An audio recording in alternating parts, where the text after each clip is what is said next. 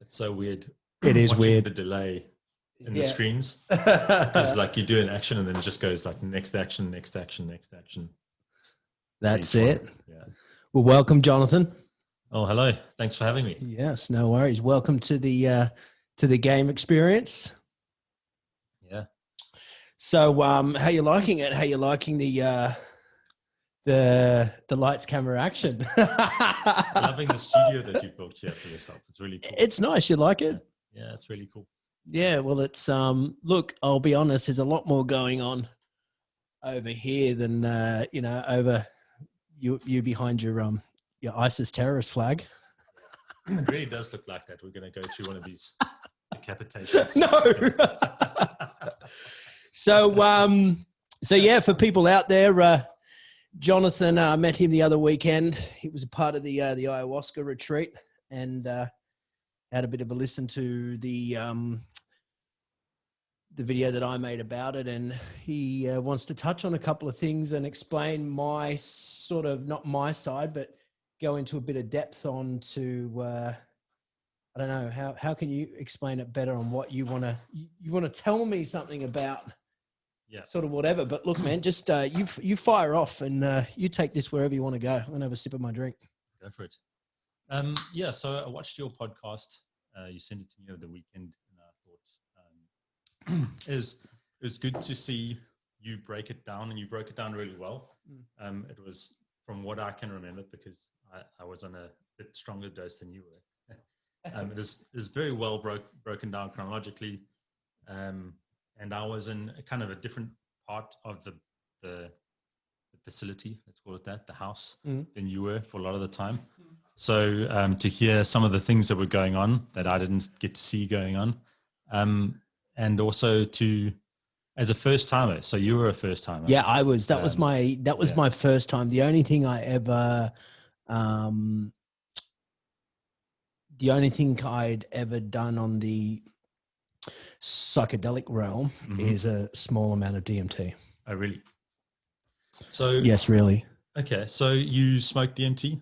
Did you smoke Changa, or did you do free-based DMT? I had a little bit of DMT, but not. It was just over 12 months ago. It was about October last year. But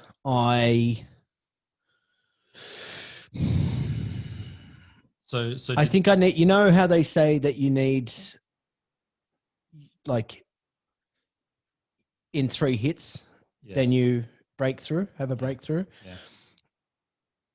I think I was nowhere close. I was nowhere close to a breakthrough. Yeah. It's I would say breaking through on DMT is a bit of a difficult thing.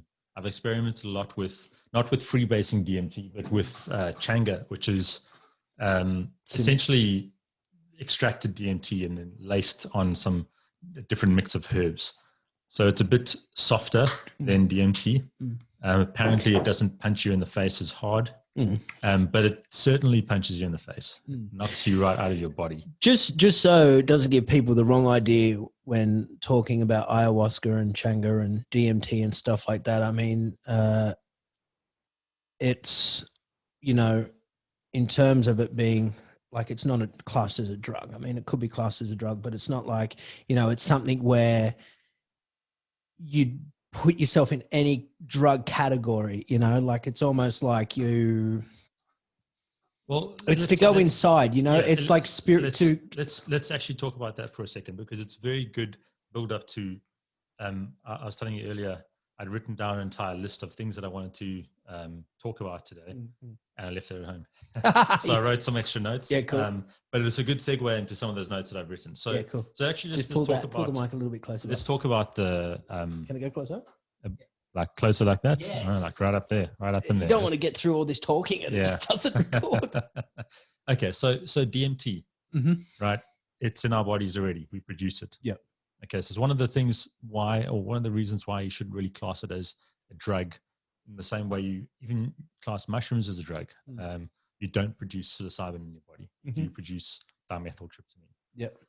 So your body has a way of breaking that down. It actually produces an enzyme which breaks that down, which is why DMT is such a short experience. How long did it last for you? 5-10 minutes?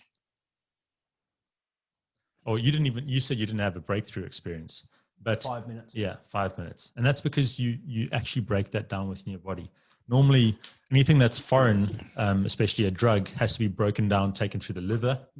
And that, the work that your liver does is that hangover that you feel, right? The tiredness, the lack of energy. That's when your liver is really working hard, whether it's breaking down alcohol or, name your drug.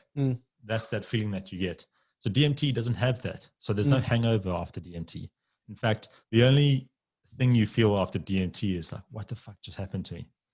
And so that only when you have a breakthrough, though. Well, yeah. If you have a big amount, if you have any kind of substantial amount of DMT, you're gonna experience. So like, where did I just go? So you've had plenty of DMT experiences. Yeah, and I've also experimented with amounts to see, because it takes you to kind of different planes. So I've experimented with how much can I get just to go to sort of the medium plane, the chrysanthemum, and experience the kaleidoscope, and how much to go into hyperspace. Anyway, so ayahuasca, because of fear. Sorry, because of fear. Well, because pretty much it's like strapping a rocket to yourself and just blasting off, nice. a warp drive, and it's not. It shouldn't be taken lightly either. It should be taken seriously.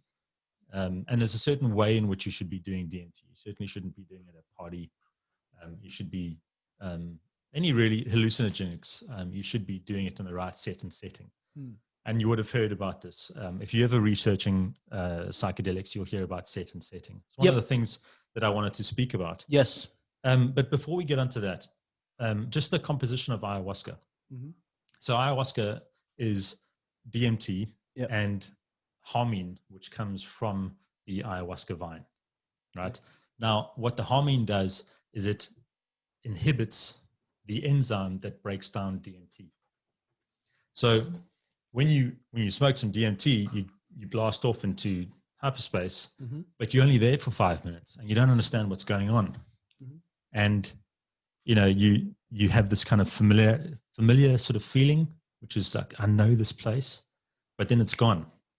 And trying to make sense of it is like trying to catch smoke.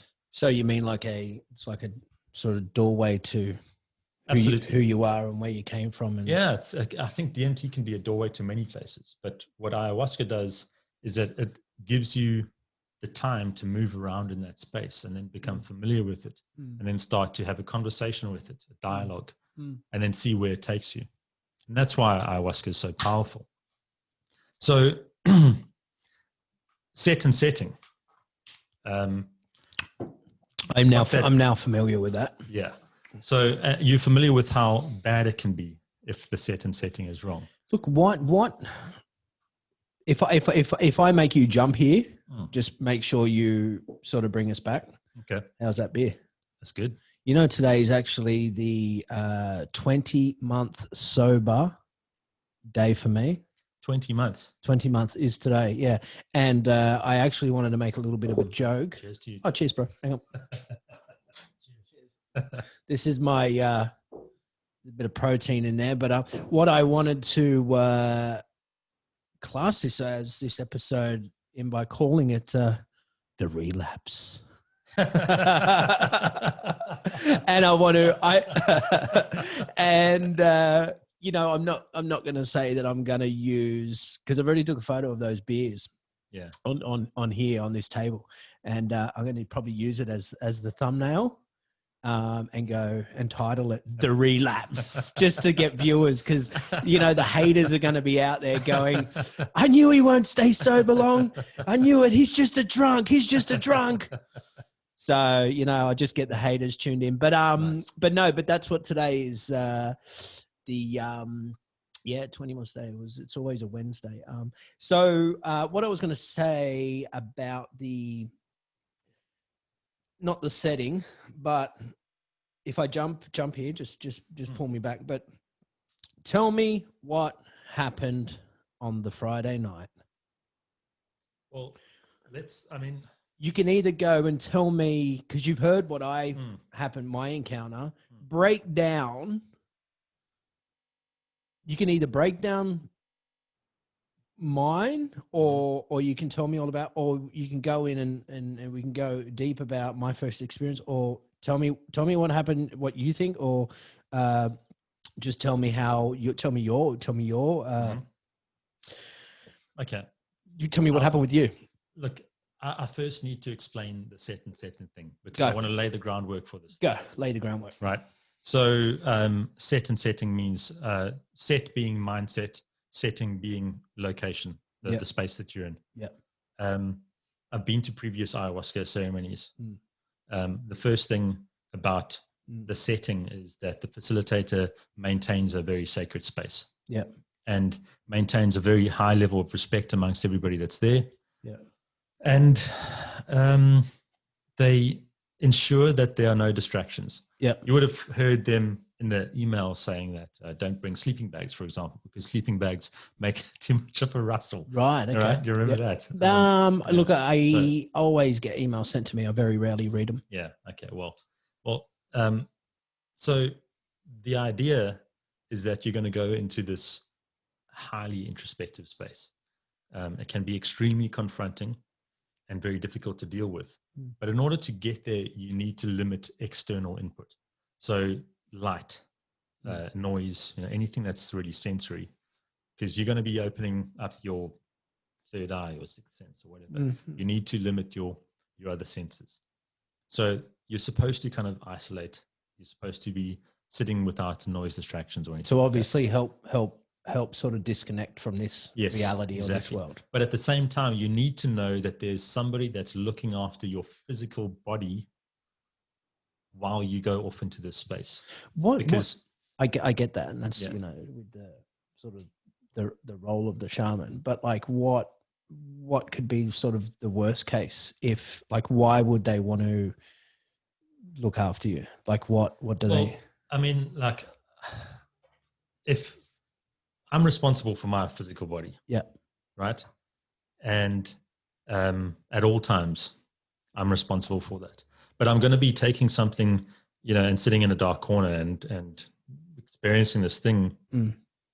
And I don't want to be distracted from experiencing that thing. Yep. So it's good to know that you're taken care of. Right. Not to say that something bad's going to happen and therefore, but in order to limit even distractions or your own worries about, what you might be, whether you are, physically safe or anything like that, you need to know that you're in a good space. So basically to know that someone is going to, if something happens and you're not aware of it, that someone's going to be there. Yeah, basically. exactly. Yeah. You need to be aware and that's how you feel safe, right? And then you're safe enough to let go of your sort of physical awareness and go deep into your subconscious. Yeah. And so that's the setting part. Yeah. Right. It's also very much influences the set, which is the mindset. Yeah. Now, the mindset starts beforehand. Yeah.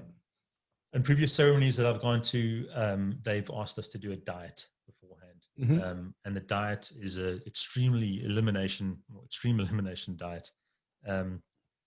The first one I went to, the guy said, so there was no caffeine, no alcohol, no salt, sugar, dairy, meat, drugs, even said no sex. Yeah, right. No smoke, don't even smoke weed, nothing. And it was all about, he gave different reasons behind different things. The one was, the full vegan diet was just the getting rid of death in your body, or, sort of animals input. And he had a bunch of other reasons. Even the sexual thing was that you must maintain your sexual energy because you're going to need everything to get through this. And then there were a few foods that you actually shouldn't eat, like citrus fruits the day before and red wine, for example. But what I found was that during the course of the week, each and every time I wanted to make myself a cup of coffee, I was reminded at the end of this week, you're going on an ayahuasca ceremony. And I was reminded about my intention as to why I wanted to do this. And I was reminded, it was present all throughout the week. I was thinking about why I was going to be there and the things that I'm giving up, this normal way of life that I'm giving up for a week Mm. in order to go and do this work. So what, you weren't even taking any caffeine? No caffeine. Yeah, right. Not even tea. No tea, no milk, no sugar, no salt. Yeah. It was very difficult to do this. It's basically you're eating really shitty food that, kind of just basic vegetables and it really does it's like this constant reminder that you are going to be doing something. It's like with if you go and do it in sort of Peru or the Amazon, they do the same thing, don't they? Like they give you a couple of days and they feed you a lot more. Yeah. And break that down, Yeah. And, fruits, fish. Do they give you say fish or like sort of not natural? But I've never been to Peru and done this. Yeah. So I don't actually know what they do there, but I think that's where it comes from. Yeah. But anyway, so this is what gets the mindset ready. Yeah. And then you are supposed to come with an intention. Yeah. You don't do this. Ayahuasca is not a party drug. You know that. And so you're not supposed to enter into this thing thinking, I want to go on a wild ride. And it's, the point is you want to, you want to work on yourself, want to find out the secrets to the universe, whatever it is, you're there to do something and there's going to be hard. But you're going to push through it and you're going to endure it. What was your intentions?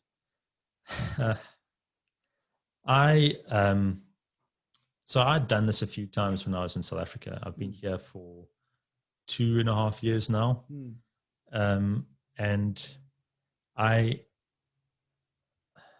was struggling with an emptiness that I've been feeling since moving to Sydney. I think a lot of it had to do with like living in the wrong part of Sydney, but it was also just the friends that I'd ended up keeping and the friends that I'd lost. And I had a lot of the right stuff, like the right job and like a good relationship. So a good relationship. So you had a good job over there. No. Here, I'm saying over here. Yeah. I had, like good friends doing all the right activities, all this kind of crap. But I was extremely bored of it. And I was just, I didn't find any real joy in it. And I needed to go figure this out. And having done ayahuasca and experienced amazing breakthroughs before, I figured, the answers are probably in there.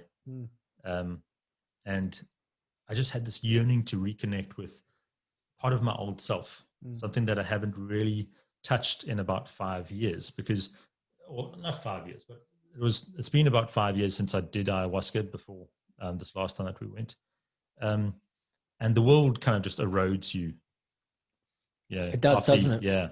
Even, you can go through ayahuasca and you can have this amazing breakthrough and then you have to integrate that into your life. And then afterwards, the world just chips away and steals bits and bits of your soul until you have to go again. Yeah. So it's not a one-time. I mean, it can be a one-time thing. For many people, it can be a one-time thing.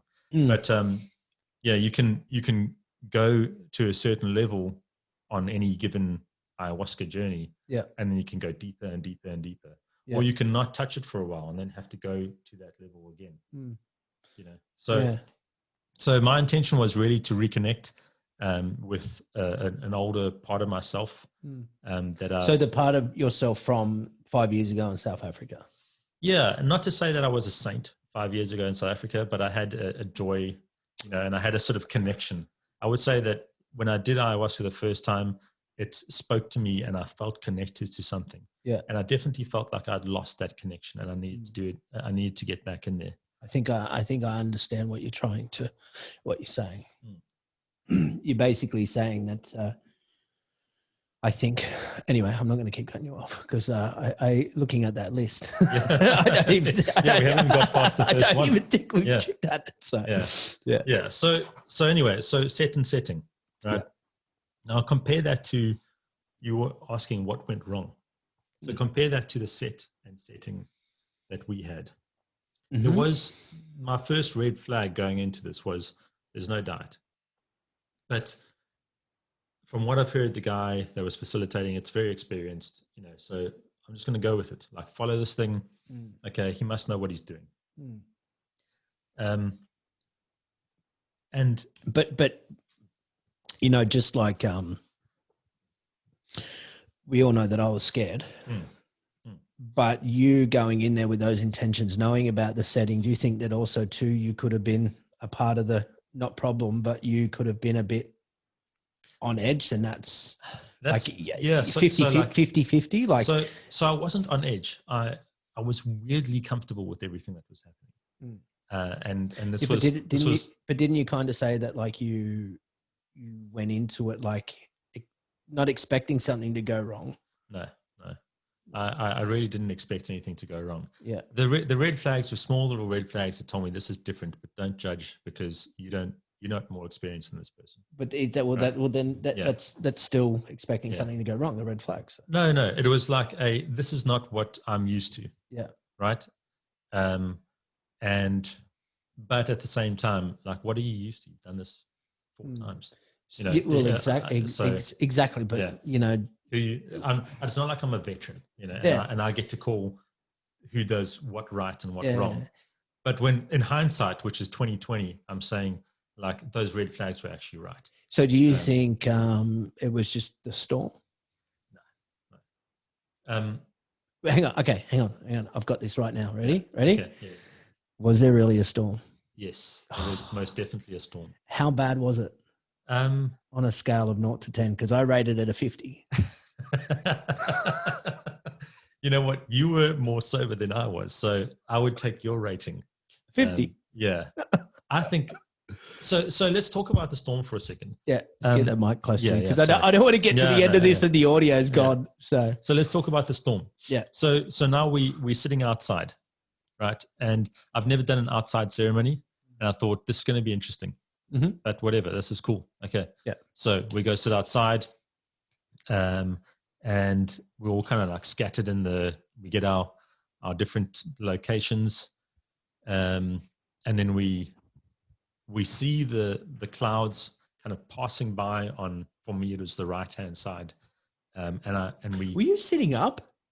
No, I was lying down on a mattress. Yeah. Did you end up sitting up in like a meditational pose? I probably did. Yeah. No. That was the guy. I think that was the guy next to me. Yeah, but who was the guy next to you? The guy next to me was the yoga dude. I don't remember his name. Oh, yes. He was also a first timer. Yes. So you call him the yoga dude because he done yoga outside the next day? Yes. Yeah. Okay. He's the practitioner. Yeah. No. The practitioner. Orthopedic. Something. Yes, something like that. Yes, something like that. Something like that. Yeah. He started speaking in graphs and numbers and talking about all this stuff, and I'm like, oh, yeah. bro, I go deep, but he just went, yeah, the curve. Yeah. Like he lost. So he was in the meditational pose. Yeah. I thought that was you. No, I was next to him. Anyway, so we watched the storm, and it's beautiful. It's lightning, and it passes us. It's great. It was ugly. We know the storm's going. It was ugly. No, I was loving that. It was genuinely beautiful, and ugly. I was watching it disappear into the horizon. And then, you know, we do, so he paused for everybody, go clockwise. I get some of the newbies who think that I'm know anything coming up to me. How much should I do? How much should I do? It's just like, was that the veteran? No, that was the yoga dude and the other guy who drove up with me. I said, just take whatever you feel comfortable with taking. I am going to have a medium dose because I'm very susceptible to it. And that's what you had, a medium. Yeah, that's what I had. I had a medium. Yeah. But like his medium was huge. Mike Tyson.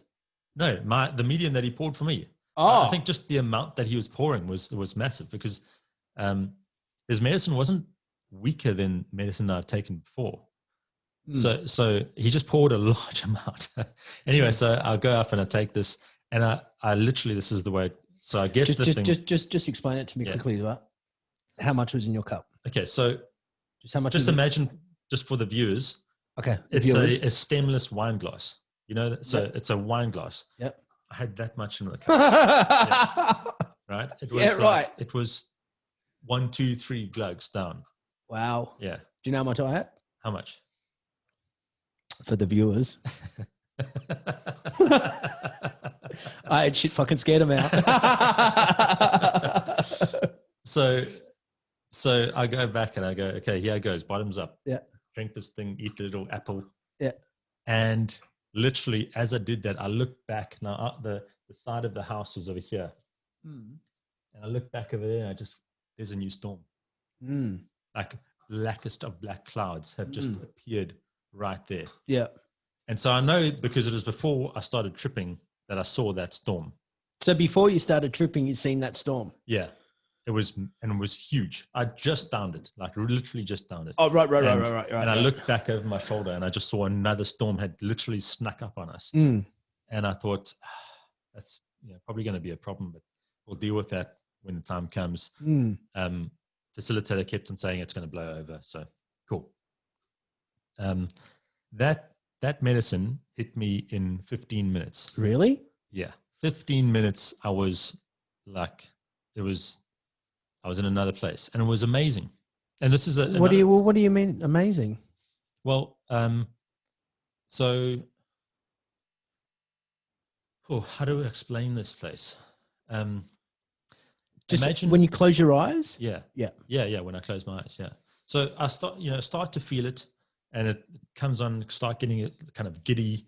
But it also, ayahuasca always kind of sits in my stomach, and I feel like I want to vomit immediately. It's just I can feel it like it's burning there. It's a horrible feeling.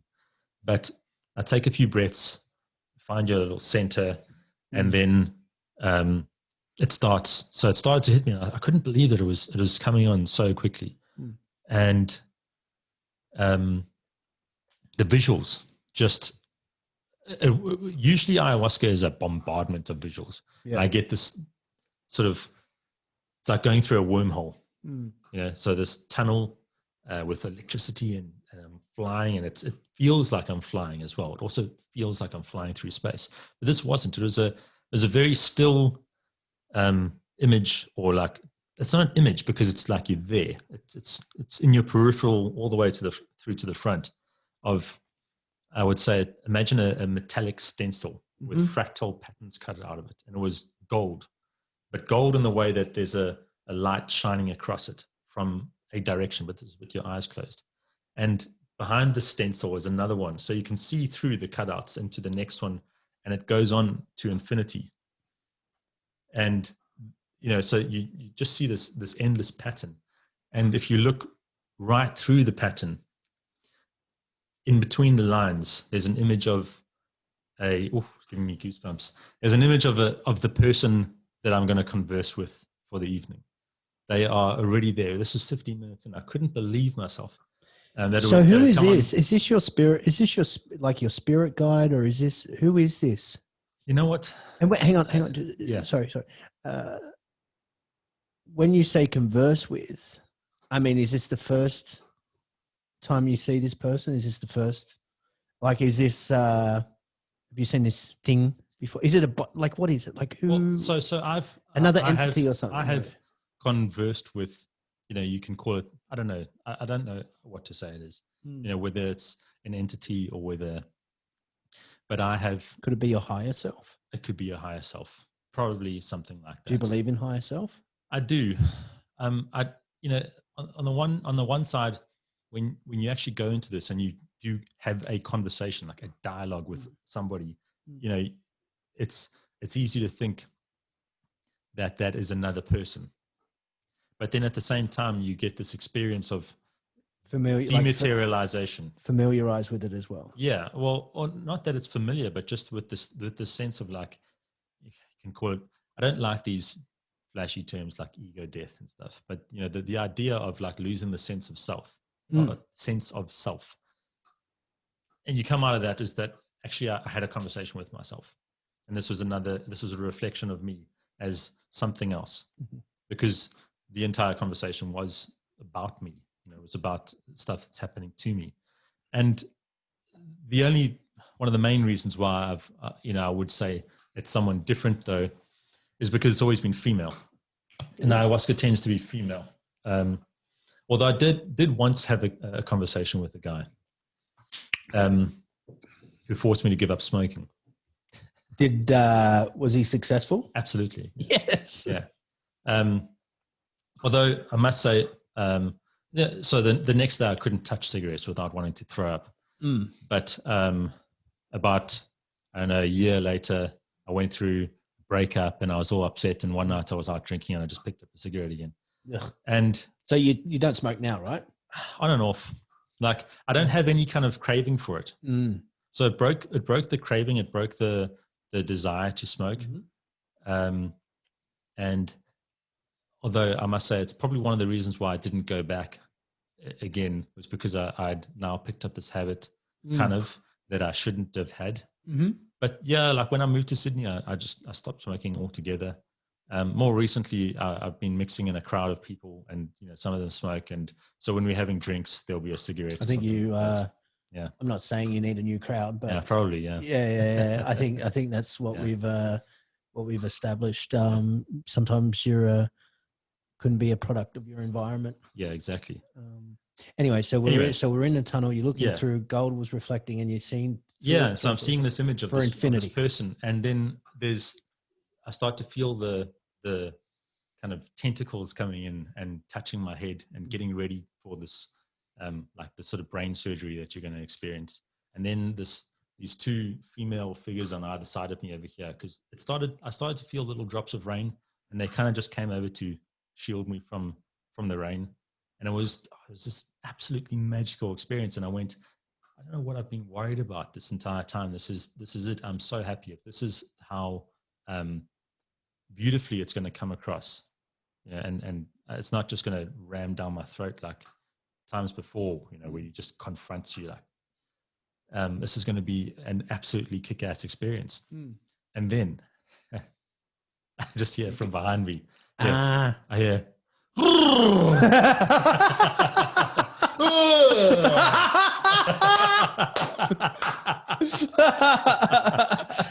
fuck it. Yes. Is this real? Yep. Are any of you experiencing this? Did he go first? Yeah, he went first. I thought the girl screamed first. No, he went first. And hang on, I've already made a video saying that the girl screamed, and then it happened like. So what happened? The girl screamed first, right? Totally. Damn. Some people are going to fact check me and go, "You're a liar." No, I'm kidding. I think the guy set the girl off to be. I know that she came out and they were top and tailing. Sorry, they were top and tailing. Yeah, like pretty much. But she went off a few minutes after he went off. Basically. Yeah. And my immediate reaction was that this is some guy who this is how he experiences ayahuasca. Okay, so he's a loud person and shouts and stuff. I didn't realize he was freaking out, and then I heard him kind of like he was sounding scared and going, "What is this? Is this real? Is anybody else feeling this?" And then so I opened my eyes now. I'm like, "What's going on?" And the yoga dude turns to me and he goes, "Are you feeling this?" And I looked at him and I was like, he had three heads. Two faces were pointing out that way, and like half of the face was pointing in this way. And he asked me if I'm feeling it. And I looked at him and I couldn't even form a sentence. Neither could I. Neither could I.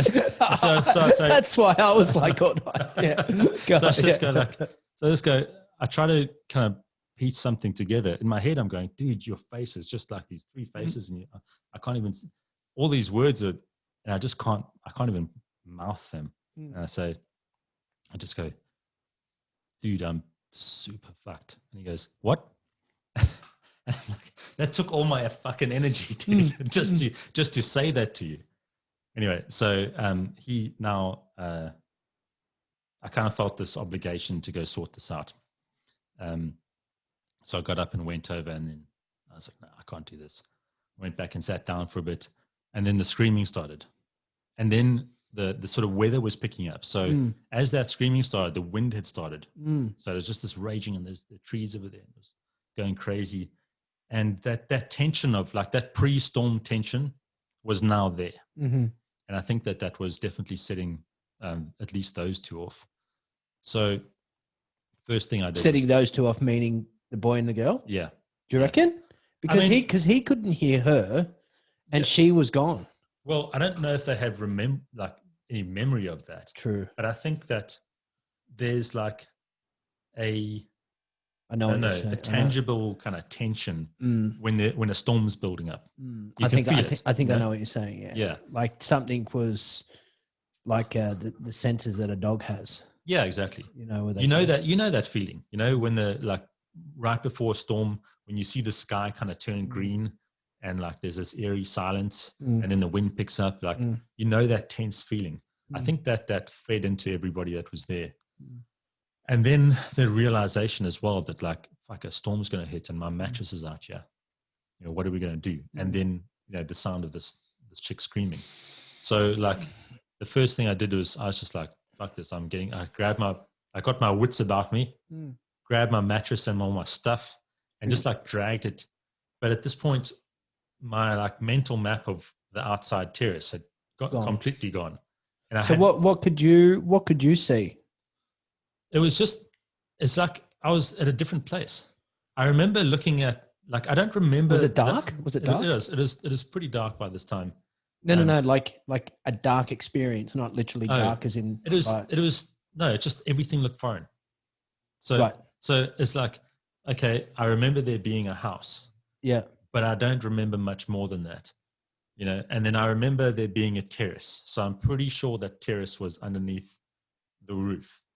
Okay, so like, and then just like going and the veranda. Yeah, the veranda. Sorry, yeah. Sorry, terrace, veranda. Whatever. No, that's cool. I know what you mean. So I just like dragged my mattress to one spot, and it was behind some chair somewhere, and I genuinely didn't know whether it was in the walkway. You were. Was I in the walkway?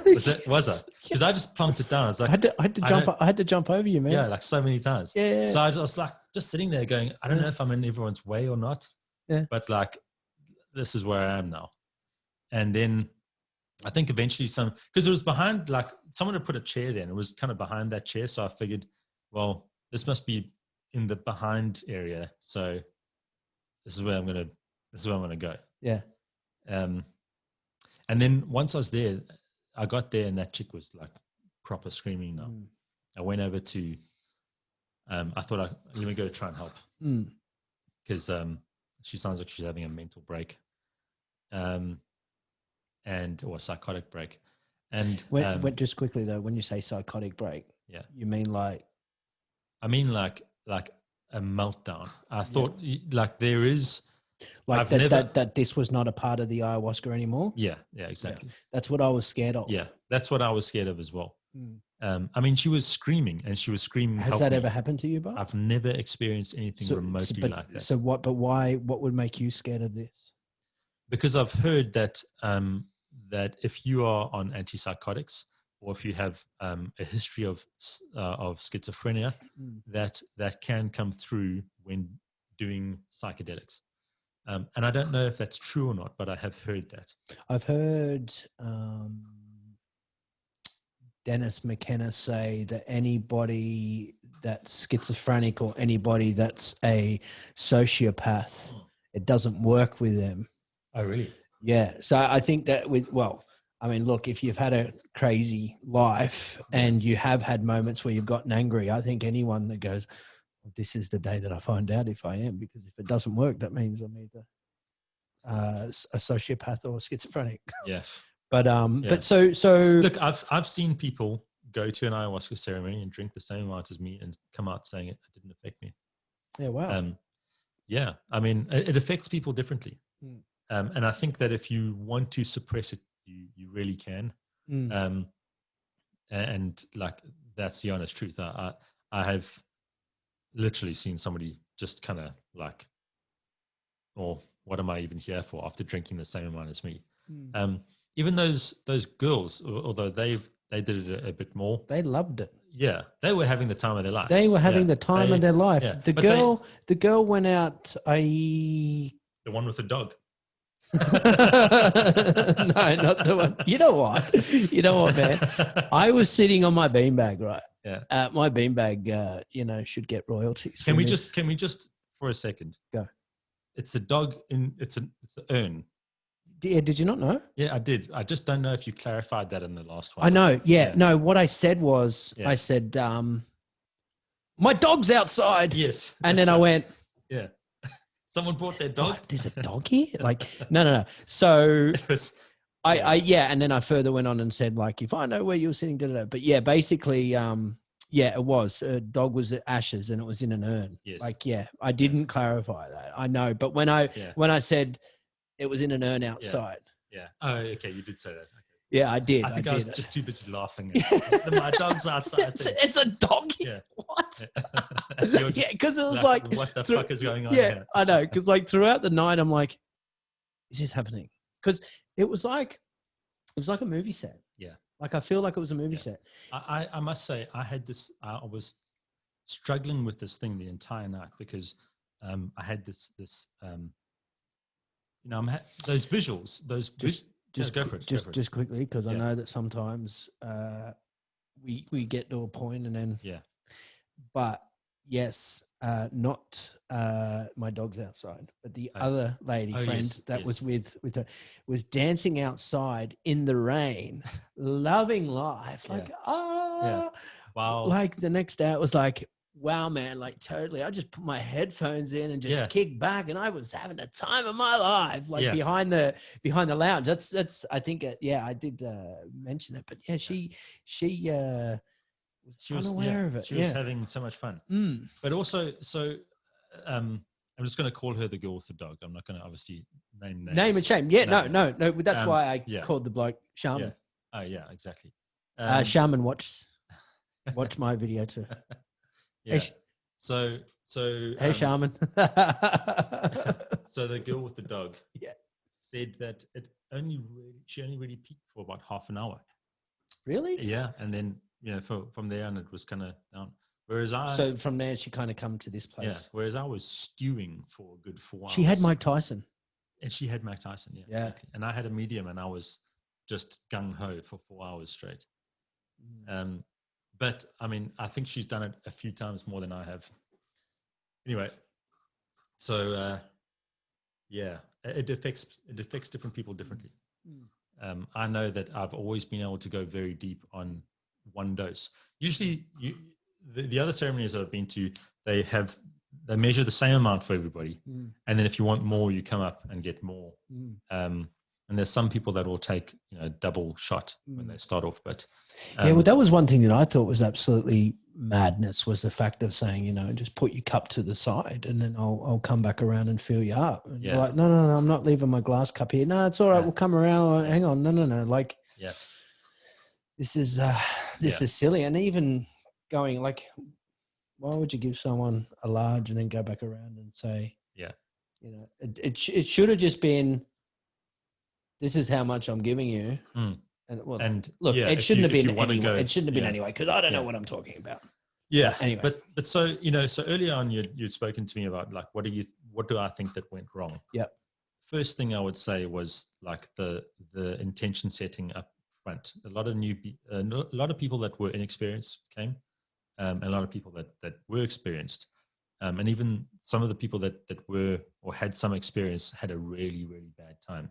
Who were the others that had experience? That had experienced? Who are the others that have had past experience with ayahuasca that had a bad experience? The kitchen floor guy. Do you remember the guy with the British guy? Yeah. He actually has had before. Yeah. I think the Russian. I can't remember where she's Bridget. from. No. Sian. Are you just naming names now? No, that was Sian. The one who was not actually Patricia. Yeah. Okay. Well, Patricia was Sian. Well, there goes the naming and shaming stuff. Yeah. No. Well, So hang on. So the Russian. I'm pretty sure she had. With the hippie girl. The older hippie girl. I'm pretty sure that she had. I'm trying to think who else. I can't remember who else did. But then the rest were were newbies. So a lot of newbies. He didn't have a proper helper there. That guy was not a help at all. I think he was more of a hindrance than a help. You're still trying to, Mr. Cactus Jack, telling me about St. Pedro while I couldn't find my feet. That guy wasn't a help. I think he was definitely a hindrance. So I felt for him a lot because he was on his own trying to manage. Once those two lost it, everybody else became extremely uncomfortable and uneasy. And so he was running around trying to manage the situation on his own. Let's just be honest. We'll just flick that over. There could have been a worst case scenario played, like anything, if even if the look, I don't even know how to put it so in words the best way, but at the drop of a hat, could have gotten ugly. It could have been the worst. It was already a hellscape. It was like nightmare fuel. But it could have turned into a stabbing. It could have turned into it could have turned into a lot of things. Yes, that's what I was. Yeah. But so explain that, because if I felt like, because I didn't trust anyone, that was one of my main things. But if could that just not have been me in a darker point of my mind? I think it was. It would have been you in a darker point. Like what, paranoid maybe, or just Well, I mean, okay, so let's talk a little bit about what ayahuasca does, right? As beautiful as those visuals were, that I was speaking about in the beginning, at some point you're going to have a dialogue, and that dialogue is going to say, what are these things that you're suppressing? Yep. Right. What are these emotions that you don't want to deal with in a regular? Because we're really good at that. We're really, really good at just keeping all the stuff down that we don't want to deal with and just doing our normal thing. Yeah. And so it will bring that stuff out. And then it takes anxiety and it dials it up to 11. And then you're forced to deal with it. And that anxiety, it can literally make you vomit. Right? Do you reckon that's what I dealt with then? Well, I would say that what happens is that you are going to start feeling anxious because of the situation. And you're probably going to go into some sort of default mode, which is like, I don't trust anybody. What have I got myself into? A lot of people are going to have this kind of response, right? When you're in any kind of like dangerous space. Now you add this is like crazy intoxicant to that. And suddenly you are, you're confused, like your anxiety is dialed all the way up, and you're running around like a bunch of people that you don't know. You're now worrying about your life, so like you might already have, and you have, I mean, I've heard your story. You've constructed something for yourself out of a dark place, and you're facing, like, you don't ever want that to be taken away from you. Forget your ayahuasca night. Like, you've worked fucking hard to build that for yourself. And so you already have anxiety about it being taken away from you. Now, I mean, you must have there must be something there, even if it's a small thing. Now you're in this space where like shit's got real, like crazy. You're taking a very, very potent hallucinogen. And then shit fucking scared him out. Yeah. And then it's going to say, then you're going to go like, this could all be taken away from me. What the fuck have I done? Yeah. That's that feeling. That's that paranoia that you're going through. And look around. You looked around. Look at the expression on every single person's face there. Fear. Everyone was going through fear. Absolute. That like wide-eyed, like, what the fuck have I done? Except for those girls who were dancing in the rain. But everyone else was like, So why do you think that the British guy that was on the floor, if he's done it before, why do you think he was? I mean, I honestly don't know. I haven't spoken to him about it. Yeah. But I think, well, actually, no, I did speak to him about it. He's, and you spoke about the last one. He said I never he thought everybody was possessed. He thought. Well, no, this is what I kind of, I got the tail end of it on when it actually happened. I never spoke to him. No, I spoke to him. He said, I never spoke to him. He said, I got the tail end of it. He said he thought those two, like the screamer and the Tarzan, were possessed. Don't call him Tarzan. He was going around like beating his chest and doing somersaults. And he was like, he was like, yeah, but he wasn't. He can't. I'm not going to call names, so I'm just assigning. I know, but I think Tarzan. Tarzan's like. I don't mean putting him up there. He was. Get out of me! What is this? What is this stuff? Yeah, exactly. What is this? Yeah. What's inside of me? Yeah. Get it out! Why is this happening to anyone else? It is. We're just holding it in. That's all. We just haven't. You know what? You know what? I I don't know where you were at this point, but I do remember you being under that veranda. Mm. But I do remember when I put my beanbag in the sunroom, I went back in and I kind of like I was pacing a little bit. Like I went from one side of the house to the other and like, where should I be? Because I didn't know where I didn't know where. Yeah. And I stood in the veranda and I seen the little kitchen maid. Yeah. He like kind of was there. And I think Yoga Dude kind of, and then the other guy that he came with, because he came with him and he came with the screaming girl. Because they were cousins. Oh, wait, no. So Yoga Dude wasn't the cousin. It was another guy who kind of also quite like skinny, but built. Yeah, the one I'd done the workout with. Yes, that guy, yeah. Yeah, the one I'd done the workout right, with. Yeah. So, yeah, him. So I think he was trying to, but someone was trying to, anyway, he got up and he just took off. Because you know how. Oh, yes, you said he just like bolted. He just took off. And did you go, because when I showed up, like I was kind of one of the first people there and we couldn't find the keys to get in. Oh, yeah. So Julian was on the phone and they're like, what? It's a lock top box. Yeah. I don't know. Anyway, Julius Caesar was on the phone and was walking around. Anyway, and I'm like, I was looking. So I walked around the place. I full scaled around the whole place. And it was like this small little sort of walkway, but there was this fence like a vine sort of thing runs across. Yeah, you're right. You're lucky I had the camera. Thank God, yeah. So anyway, so there was heaps of stuff down that side. I think there was even like an old sort of bathtub with like water in it and stuff, and it was crazy. Yeah. He was lucky. And wasn't the shape of the area like an L shape, and there was like some wire pretty much like on the corner, because where the circle went around, if you were here and then Yoga Dude was here and then get it out of me was there. Yeah. And then the comedians were here. Yeah. The fence went off. There was a fence there. Yeah, there was. Are you talking about where the barn was now? Yeah, and there was like pegs coming out of the ground and everything. Like I didn't venture underneath there. The girl did.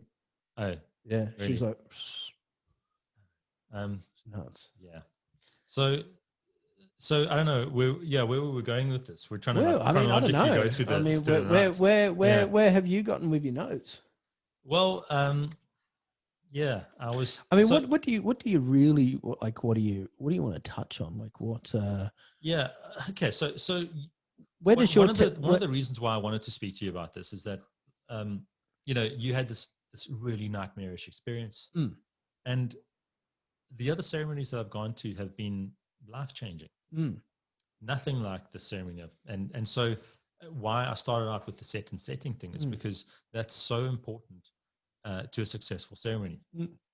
The fact that we're in an Airbnb basically, or it was an Airbnb. There was a house right next to us that had other people renting it as well. It's also an Airbnb. I remember waving, thinking that they were part of the group. Like as I got there, I waved to them like, "Hey." I know some of the girls that showed up went there thinking that was a place, and there were a bunch of teenagers. I actually drove in there by mistake first. Or maybe it was you. Then I heard that. And then I realized that I saw the other cars, and I went back over. We waved to these people, and I went, shit, so there's going to be neighbors to this thing. Yeah. And then when the screaming started, the first thing I went was to facilitate, and I said, "Hey, listen, man, like people are going to hear the screams. There's a woman screaming, help me." And he said, "No, the storm, like you can't." We walked to the edge of the property. He's like, "You can't hear it from over here." But didn't you say something that you knew that the police were going to come, or you knew that something? Absolutely knew that the police were going to come. I was dealing with that. There was another like. But did you actually say that out loud? Because I feel like you did. I feel like you did kind of. I said to him, I said, "They're going to hear this and they're going to call the police." Right. And then I remember lying outside on that like couch, outside couch, just trying to get comfortable. And my visuals had turned into like this poisonous venom, horrible nightmare. It was like poisonous tentacles reaching out and clawing at my face with shards of metal poking me everywhere. And in the center was this sort of fleshless monster kind of looking through. It was like eyes and teeth. In you? this was the new visual experience. Hang on. Okay, hang on. What was it? So it was. What was it? So you shut your eyes. So you shut. So if your eyes are open, you've got all this. But as soon as you shut it, what? Yeah. As soon as I shut it, I go straight into this space where I can see tentacles, like almost like snakes. But right? It's all tentacles coming from a singular location in the middle. But is it attacking your human body? Yeah, it's attacking my face and I could feel it because I had all these tension points in my face, and I could feel it touching me as well. So surely you'd scream. Who, me? Yeah. Well, I knew that the source of it was not something within myself. I was, it was the screaming. The screaming was driving me nuts, and for me, that was what my anxiety. That was what my anxiety looked like, and I had massive amount of anxiety over the fact that there's a girl screaming, over the fact that I'm very sure that the police were going to come at some point. I remember seeing your facial expression at one point, and it was very, very, very uncomfortable. No, I was terribly uncomfortable, but I also knew, I was like, I'd shut my eyes and I would go like, okay, can I see something else, please? Like, I'm done seeing this monster. There's no point to it. And it wasn't like, in the beginning, it was kind of distressing. And it was like, if I looked at it, I was like, why are you showing me this? It's not cool. But then I was trying to deal with like making a plan, because I said at some point, I've gone to the facilitator and told him that, like, I guarantee you the police are going to come. I know that you can't hear it if you stand here for a second and you can't hear it, but like all it takes is like the faintest sound that you can hear across a storm, of a woman screaming, please help me, for you to walk outside and go, what the fuck's happening next door? Oh yeah. No. And that's absolutely what happened. Like 2.5, 3 hours. Yeah, and she was screaming straight for like 3 hours. Yeah, I know. Yeah. I don't even know how she could speak the next day. So at some point they were going to hear it. And for me, I was like, I need to get out of this being exposed place, because I know that the police are going to show up, and I do not want to speak to a policeman in this state. I don't want to speak to anybody in this state. No, I know exactly what you're talking about. So eventually, I'd like gone inside from that. I try to go inside and find a comfortable place to sit down, and like, it was just as uncomfortable inside as it was outside, but minus all the screaming.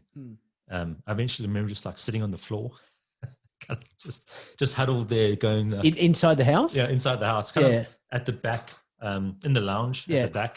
Because I remember you being in that setting room with the 2 chairs. Yes. When the comedian was reading the tarot cards. Yes. Yeah. Was that then? No, that was by then. Things had gotten a little bit better. Yeah. For me, because I'd found the back room. Where the bunk beds were? The bunk beds were, yeah. Yeah, okay. Yeah. Who else was in there? The guy that drove up with me. Sian. Yeah. Yeah. Yeah. So anyway, so what, like, I went in there and I was like, this is it. I finally found the spot I've been looking for. Was it better? The entire night. It was 1,000 times better. Oh, God damn it, man. I was so going to go upstairs and just chill out up there. I couldn't believe there was no one upstairs. I know, because I think everyone was scared. Yeah. Because that's what I mean. Because I'd love to have been upstairs. Do you know how many people I seen? Because it's like the door was slightly open, and then you just had these set of stairs. Yeah. And then a light going all the way at the top. And I seen people walk to it and look up it. Because it was like, I would have killed to have just gone and chilled up there, away from all the chaos. Yeah. But so we go into this room, and then close the door. It's dark. I then tried to get onto. Well, I looked at like getting on the top bunk, because other dude was at the bottom already. Yeah. And I gave it one pull, and I was like, "There's no ways this is holding my body weight. This is for kids." Yeah. So then I was like, "Okay, fuck, I need to get all my stuff." And I was like, "You need to get your cell phone."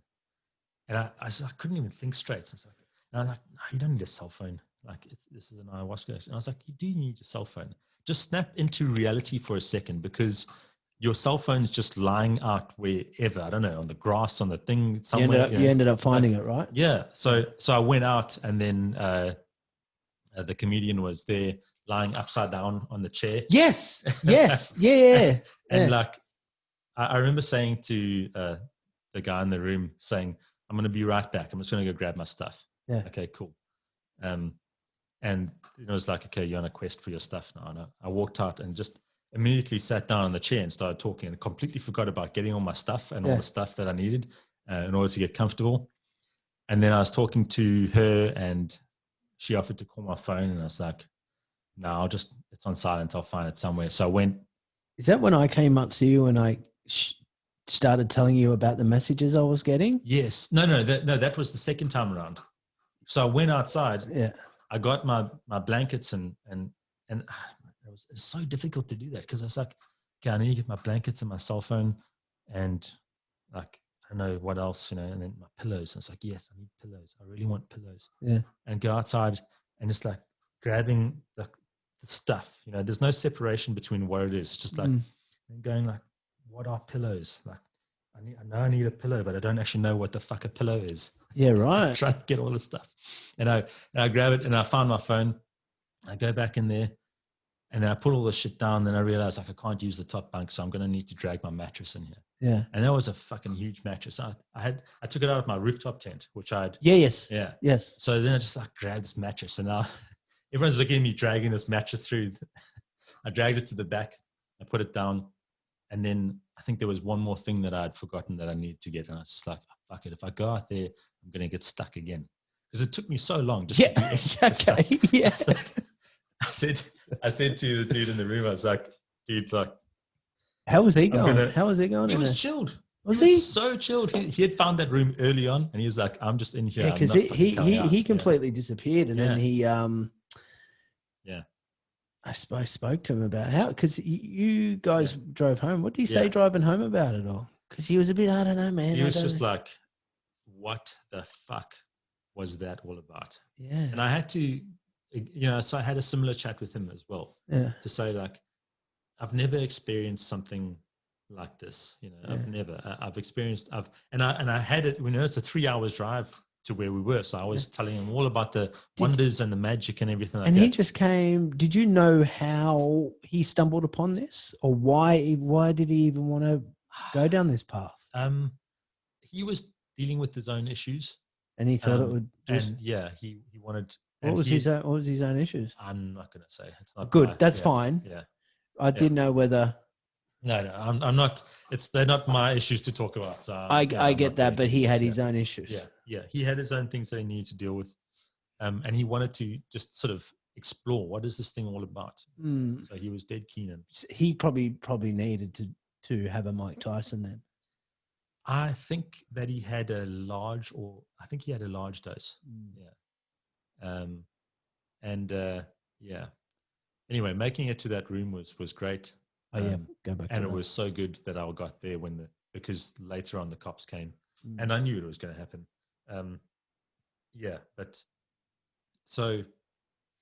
Anyway, the night went to shit because of a lot of reasons. The storm was definitely part of it, but like I would say that the fact that we didn't have a good backup plan in case a storm hit us in the middle of spring, early summer. I mean, come on, like that's very likely to happen. Especially now we're in like, what is it, El Nino, and it's wetter than ever. Like there should be a backup plan. Where do you reckon we should have went? I think Saturday night he wanted to go further out. What we should have done was, as soon as we realized that there was a big storm that was going to hit, we should have gone and cleared the lounge so that there was space on the floor, and then and split up to upstairs and downstairs. I don't think we would have fit, but I reckon we would have fit if we had moved the lounge out, if we'd moved all the couches and stuff like that, and then put mattresses on the floor. But that still wouldn't have even... I think that it would have been a better plan than kind of like free for all that happened after that. But also I think that we're in a shitty location. And eliminate Tarzan and eliminate exactly the girl. Yeah, I went on the very first ceremony that I went to. And this guy had given me this whole diet that I had to use, all restrictive, everything. At the end of it, at the end of the night, we were sitting around having some vegan soup, vegetable soup or whatever. and he opened the fridge to get something out, and I saw a 2-liter Coke in the fridge. I was like, what the fuck is this? And he said, that's the backup plan. He said, caffeine is like a bit of an antidote or to sober people. Right. Yes. And if anybody starts to lose it, just feed them Coke. There should have been a backup plan for that. There was a point in the night when I really just wanted to help out. Like I thought, this guy's on his own, and he's lost control of this, and I need to help him. And so I made a plan to try and, I was asking him, like, is there any source of caffeine? I remember sound that. like a total fucking drug addict. Yeah. Is there any source of caffeine in this place? Yeah. I remember like how long it took me to get up on my feet and go try and make some tea. Yeah. And then like thinking that there was a whole lot of different types of tea there. And I'd go and like get one of them. There was a caffeine one. Read, and I would know which one was caffeine. Yeah. And, I got all the way to that point and I couldn't see anything. So where are we up to now? Like, is the police? Yeah. So So I mean, No. there's a bunch of when I made the tea. No, it was long before the police came there. Yeah. That was before I even moved into the room at the back. But so that's the backup plan, right? And you've like got to be aware of the fact that those two were basically spoiling the entire group. Everybody else was losing it because of those two. And I would have, like kept something like coffee or Coke. That being said, I've never witnessed anybody drinking Coke because they're freaking out and it working. I've only had that told to me. So, it's not like I know better than this guy. He's been doing it for years and years and years. I think he said that he's only had 1 or 2 bad experiences in 20 years. Yeah, exactly. And this was, he'd also said he's had such a good run that, he'd kind of just, wouldn't say gotten complacent, but, he took it on the chin. That he messed up because he's just had so many good runs. Yeah. And I give him that, I spoke to him about it the next day. And I mean, I was like, damn, I was so pissed, like as into the early hours of the morning, I couldn't sleep. Like, and then the next day I had a little snooze and then I thought, okay, you know what? Like everybody's human. And such is life. We all lived. What I didn't agree with though was giving those two more the next day, because I did get an email and apparently they did actually like lose it a little bit again. They had less, yeah. They had less. Well, they went deep. Yeah. They went deeper into some childhood stuff. But I mean, look, but isn't that why they came? That's exactly why they came. Exactly. So do we give them less or not? Well, yeah, that's the weird thing. It's like, so if I think about the brand damage to ayahuasca for a second, I think about the experience that every single first time I had, and that many of them will never come back to it. And many of them will tell other people about the terrible time that they had and never come back to it. Whereas I think that, like, yes, again, in hindsight, we could say no one got arrested, no one got stabbed, no one had hopefully any permanent psychological damage. Like in the moment, I think that trying to bring somebody out of such a, like, what seemed like a psychotic break, 2 people, in fact, probably would have been the best thing to do. But also being mindful of the fact that there were neighbors there and they were definitely going to call the police. And that was going to change things a lot as well. So like I said, it's not like I know better, that's what I would have done. That's my personal opinion of, like, I will never go to one of these without bringing my own backup plan again. Yeah. But I think it wasn't one singular thing. I remember you saying in your previous podcast, was this a bad batch? And I don't think it was a bad batch. I know he had said something about like some other moldy stuff and whatever. He wasn't using that. I think that's completely correct. I think, but kind of what I meant by that, because he also watched the video too and said that there was nothing wrong with it. Yeah. And sometimes, you know, it's the person, whatever. But I just basically was like, but that was just my thought at that time because of the story where he said the first one was rotten, but then the wife dobbed in the husband went to jail, but then they're like this, but you're just like, it's not a story to tell newbies, you know, right before they're about to. Well, not even that. Like it's the fact that I think you just anyone would. It doesn't matter whether it was a bad batch or anything. But as soon as that darkness just comes over you, yes, yeah, you know, whether that's just the ayahuasca kicking in and that just forming that darkness straight away, put you in that pit where you're just like, like, is that what I've got? And is that what that? Because I think everyone was just waiting for their for them to start freaking out the same way. That's what I kind of meant by that. Was it a bad batch? Like, was that what's going to happen? You know. Yeah. So it was. Well, I mean, that's what you always think when you take any drug that makes you feel shit. Well, everyone says shit. I've just killed myself. Like when they go through that ego death. Yeah. Yeah. Well, like the I don't know. If I talk about having ego death, it's always been an amazing experience. But that, like,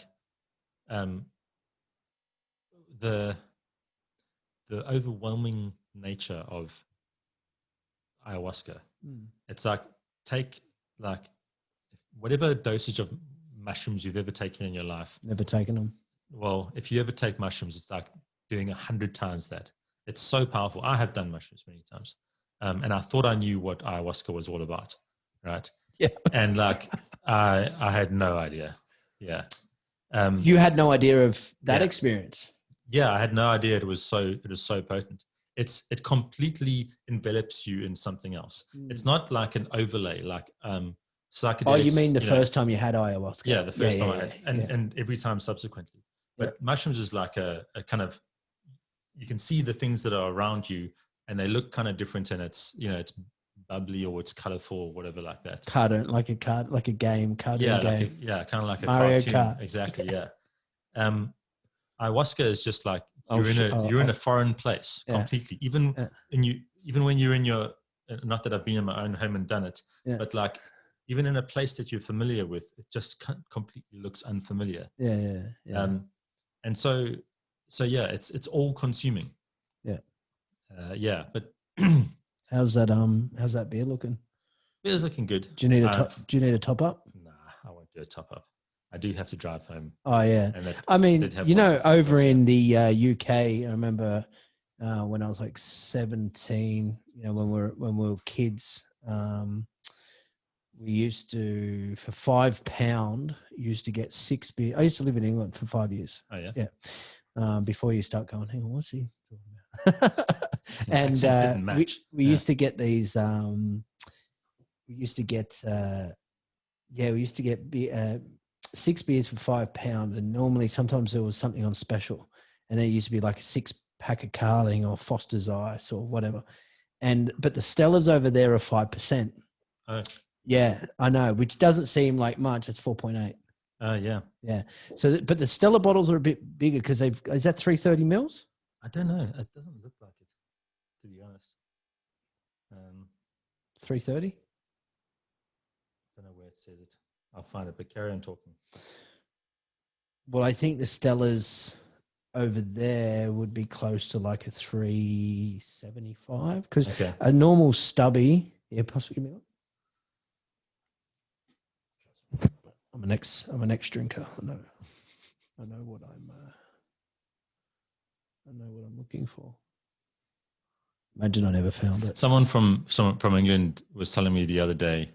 330 stays in my apartment block. He's saying that they call this is like 330 wife beater drink. Yeah, that's what I'm leading to. Yeah. So but there was always this one guy. I think his name was Shane. I remember his last name, but I don't know if it was his brother. And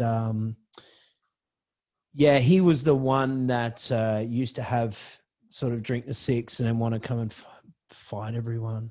Yeah, Just it's the like the same, VB. You know how VB is like the wife beater? yeah. Yeah, well, this is like the Is that the UK crazy one? psychotic Really? one. Yeah. But man, it used to be some fun time. Actually, just Alcohol's never to made me violent. It's only ever made me do dumb shit, but never violent what stuff. do you mean by dumb shit? I don't know, like dance like an idiot, you know. That's not dumb shit, but Yeah, I mean, like, or have you got like this is what I say to everyone, you know, like one of the things you kind of realize is that I want to sort of take this in two sort of parts, but to get to what I kind of mean. But like I used to drink, but I used to know that.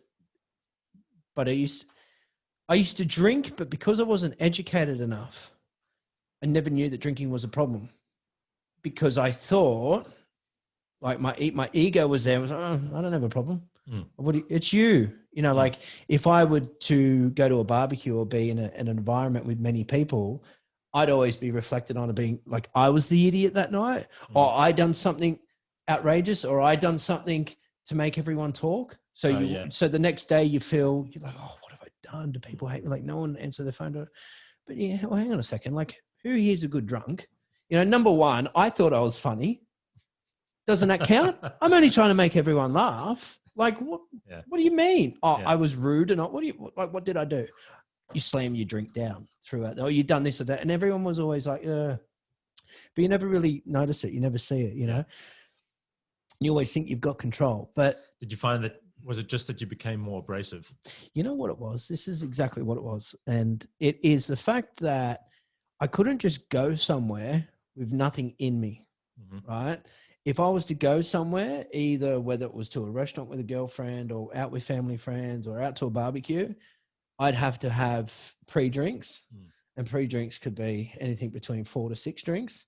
So literally by the time I've gotten to the spot and I'm on my second drink, I'm literally on my 8th drink, you know, and then that is where if you're ordering food and you're reading the menu and it's you're obnoxious, you're rude, you know, you're all these things.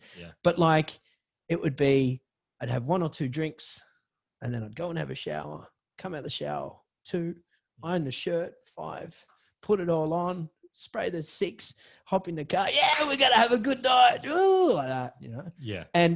But what I found is, and now looking back on everything, is the fact that no sensible decision-making after the 8th drink. So I say this to everyone. I say, you know, where would I be? Like, I probably wouldn't wake up from somewhere till probably 3 days later, or my bank account would be empty, or, you know, I'd be up to the 24th beer just anywhere. I wouldn't know where I was going, wouldn't know what I was doing. I'd be up. And what you know, from sort of finding more things about myself and getting a little bit, I don't want to call it spiritual, because I think spiritual is like woke culture, but like I want to just kind of label it as sort of getting to know yourself a little bit more. I feel like you're feeding something, you know, and you're leaving yourself open for something to hitch a ride, you know. And when you think about it, like when they talk about spirits, you know, the alcohol, that's a spirit, you know, what's to say spirit doesn't enter your body, or when you wake up the next day and you completely forget, you're like, what did I do that? You know, some people get possessed, angry.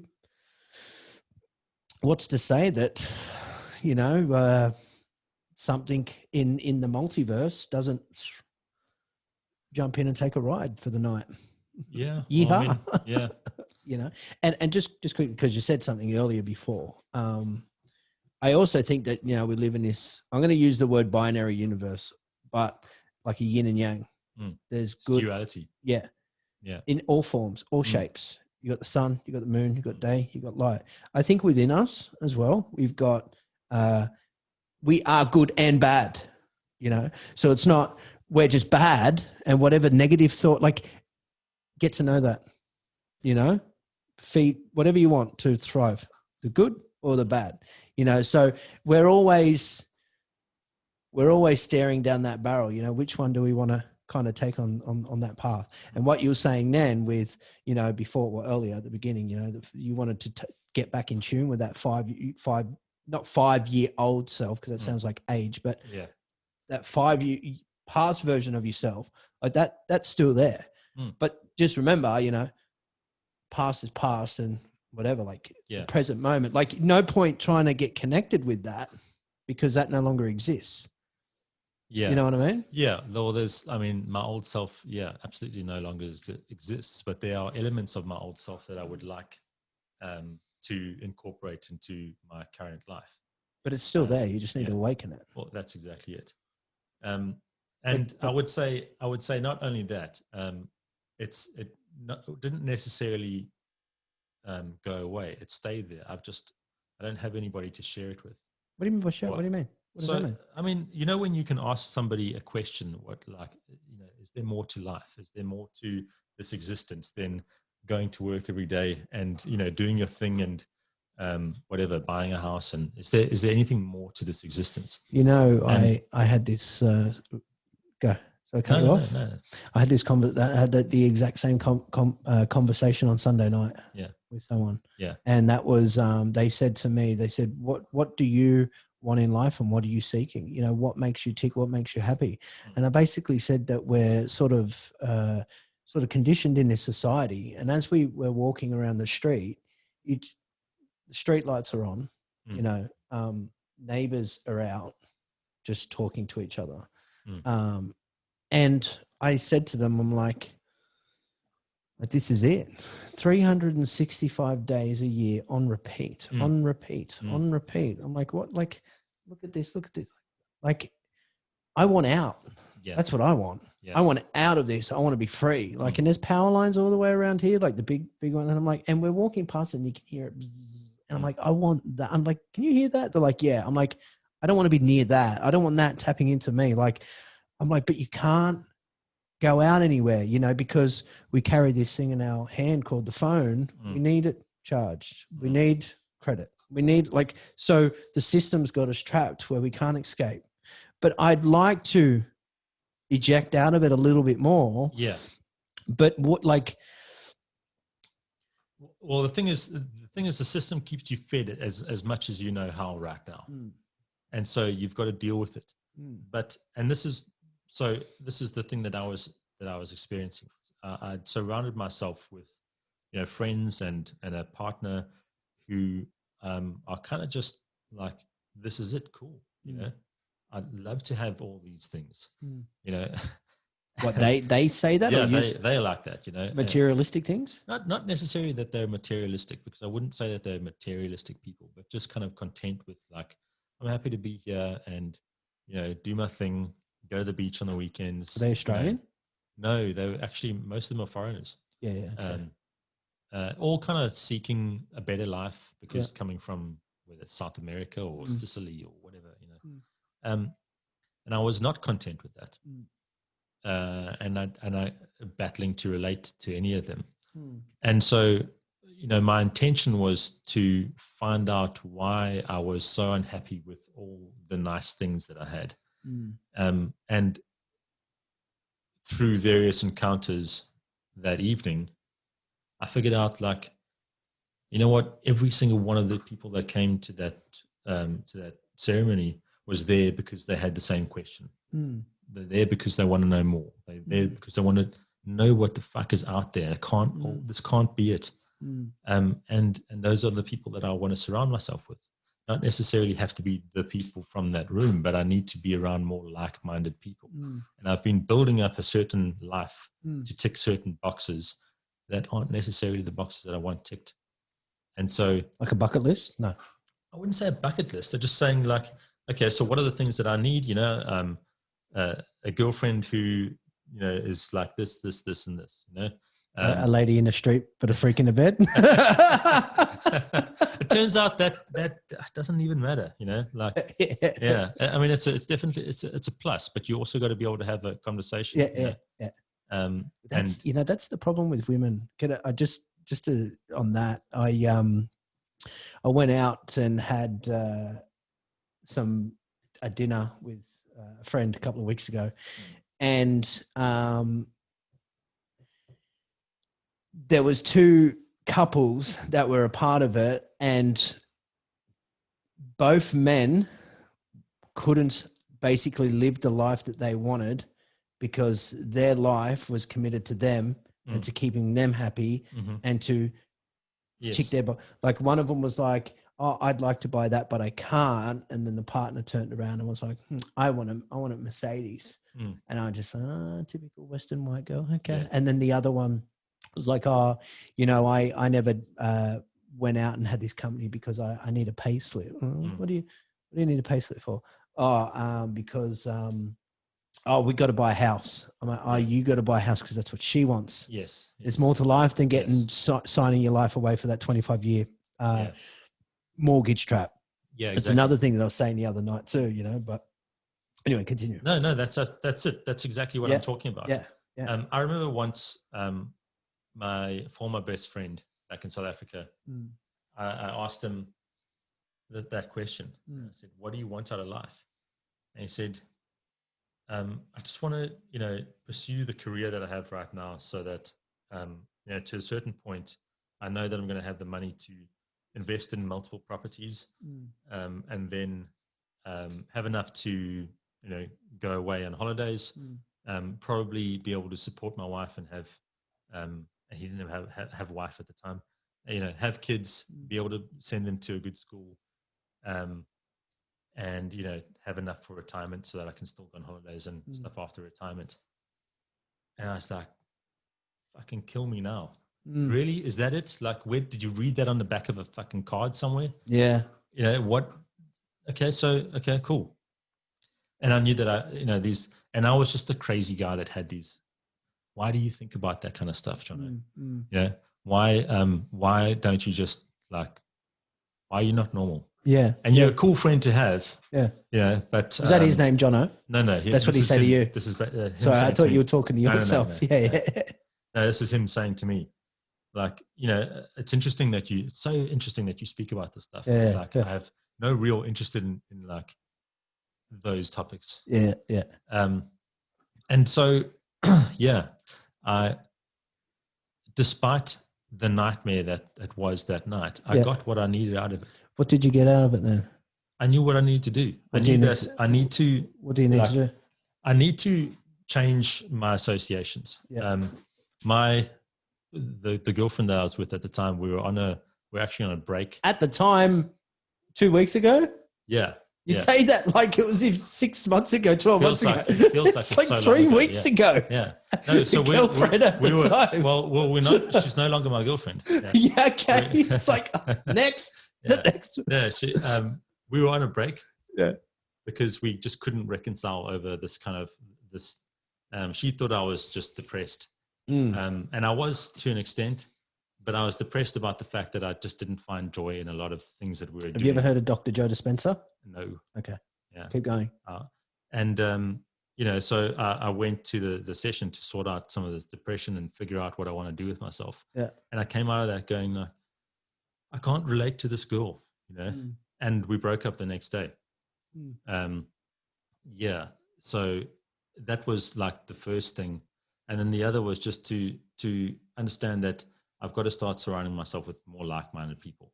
And it's a little bit more difficult. You don't necessarily start a conversation going like, hey, you know, what do you think is out there? But I mean, even still surrounding yourself with like-minded people, I mean, even doing just the version of you. You know, and that's exactly it. Yes. Doing the honest version of me. Yeah. And doesn't matter. Yeah. Even if that's just one person. Yeah. It doesn't need surround yourself by like-minded people, because even if you were, you'd get more cluttered and frustrated because you'll find the fakeness in people. You'll see the illusion. You'll see the society bullshit. Exactly. You know, you'll get all that. And it's almost like you need to design a new version of you. Like, put everything in the bin and design this Australian version. Start with the accent. Look, there's so for me it's good knowing the way forward. Yeah. Because then you can make a plan, you know, or where the goal is going to be. So I'm happy with that. I was a little bit aimless. You know, I also have to reconcile the fact that I work for a big corporation, and like that's going to kind of tie me to one spot. What do I want to do with that as I go forward in the rest of my life? Do I want to stay there and like working for the man? Are you like work from home, Amazon, or I you? work from home. Yeah. No, And there's like, no. Yeah. Edit that bit out, please. Okay. Do I have to? Yes, you do have to. Okay. I'll try and. What minute was this? I don't know. Okay, I'll edit that out. Yeah. Hang on.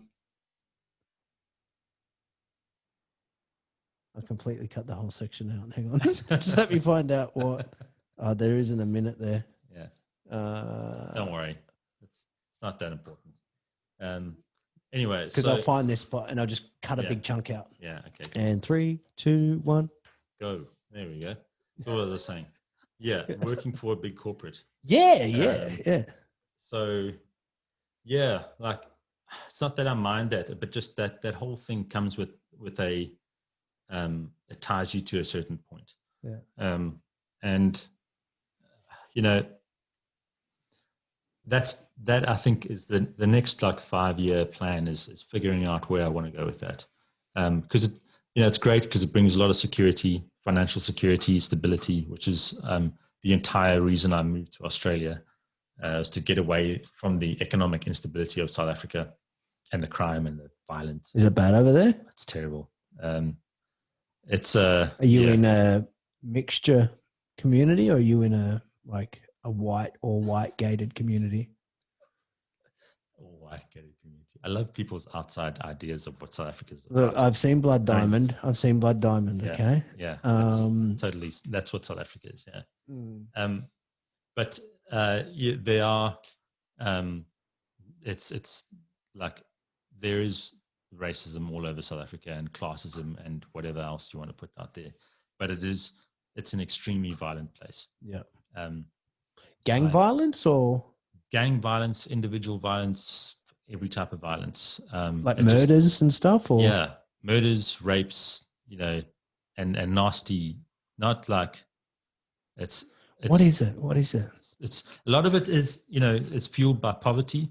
But then it's also fueled by hatred. There's still race divide. Yeah, there's still a lot of that. I mean, look, I wouldn't say that it's like it's all about race, because there's plenty of black on black violence. That's not racially motivated.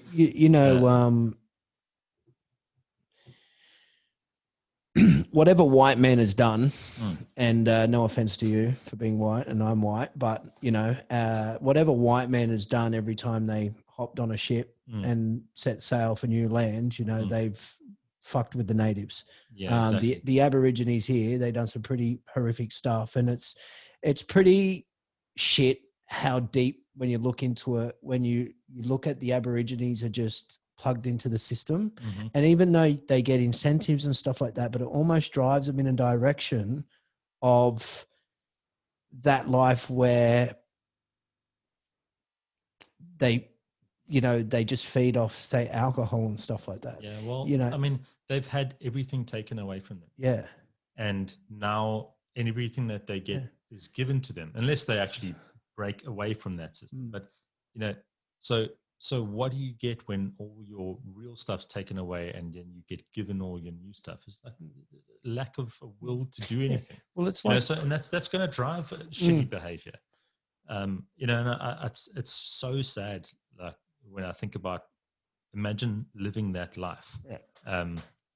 So do you reckon it's because of the diamonds and stuff like that? Maybe. Are you talking about in South Africa? Well, I mean, yeah. What?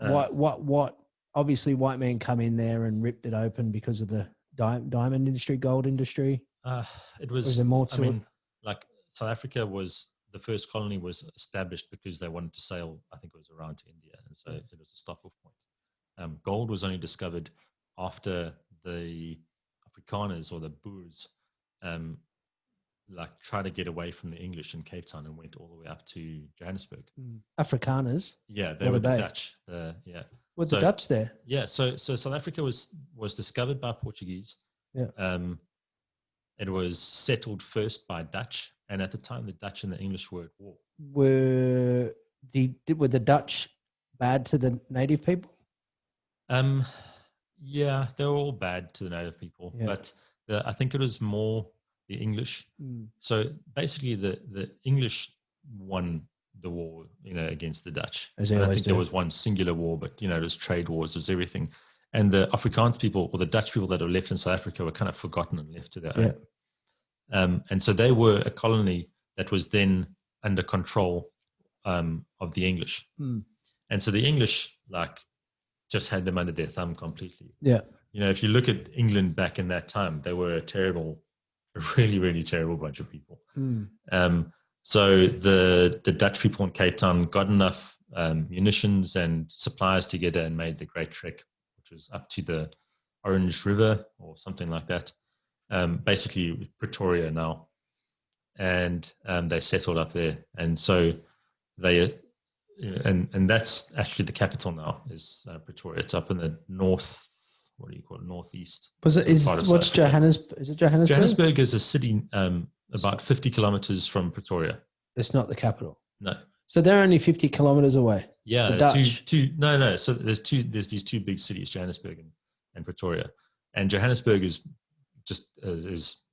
built around gold mines. And so how far to go up sort of the coastline of South Africa before you get to which coastline? Egypt.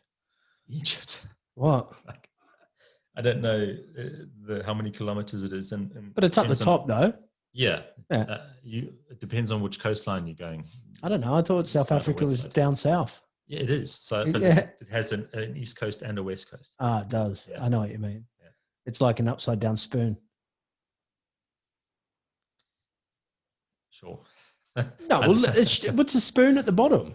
What, like this shape? Yeah, so that's kind of like that. Yeah, I guess. It's like a yeah, like a shovel. A shovel? I don't know. I think it's more like a spoon. Yeah. Yeah, well, I get. So you've got like the Zulus. The Zulus are the sort of what the Islanders class is, like the Maori types, tribal people. Is that right? Or? Yeah. So they were kind of like the dominant tribe in South Africa at the time. Very much a warrior tribe, and they still have a lot of that heritage. They had a king who was Shaka. He basically went around conquering other tribes, and so started growing like quite a big, powerful army. Yeah. They were the main force that I think the Brits contended with. But then you have so there's 11 official languages in South Africa. Really? Yeah. Two of those is English and Afrikaans, right? Yeah. The others are see if I can remember all of them. There's the Sotho derivatives, there's the Swati derivatives, and there's Venda. So it's northern and southern Sesotho. And they're actually from Lesotho, which is another country that's landlocked by South Africa. Then there's the Swana, so that comes from Botswana.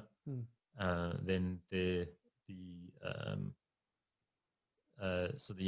I think it's the Ndungi tribes, which are one in Swaziland, which is also landlocked by South Africa, which is they speak Swati. And then there's Zulu and Xhosa, which are also derivatives of that same one. And then from up north there's Venda, and I can't remember the rest. I think that's all of them. No. Yeah, right. Yeah, so there's a number of languages, and they're all from different tribes.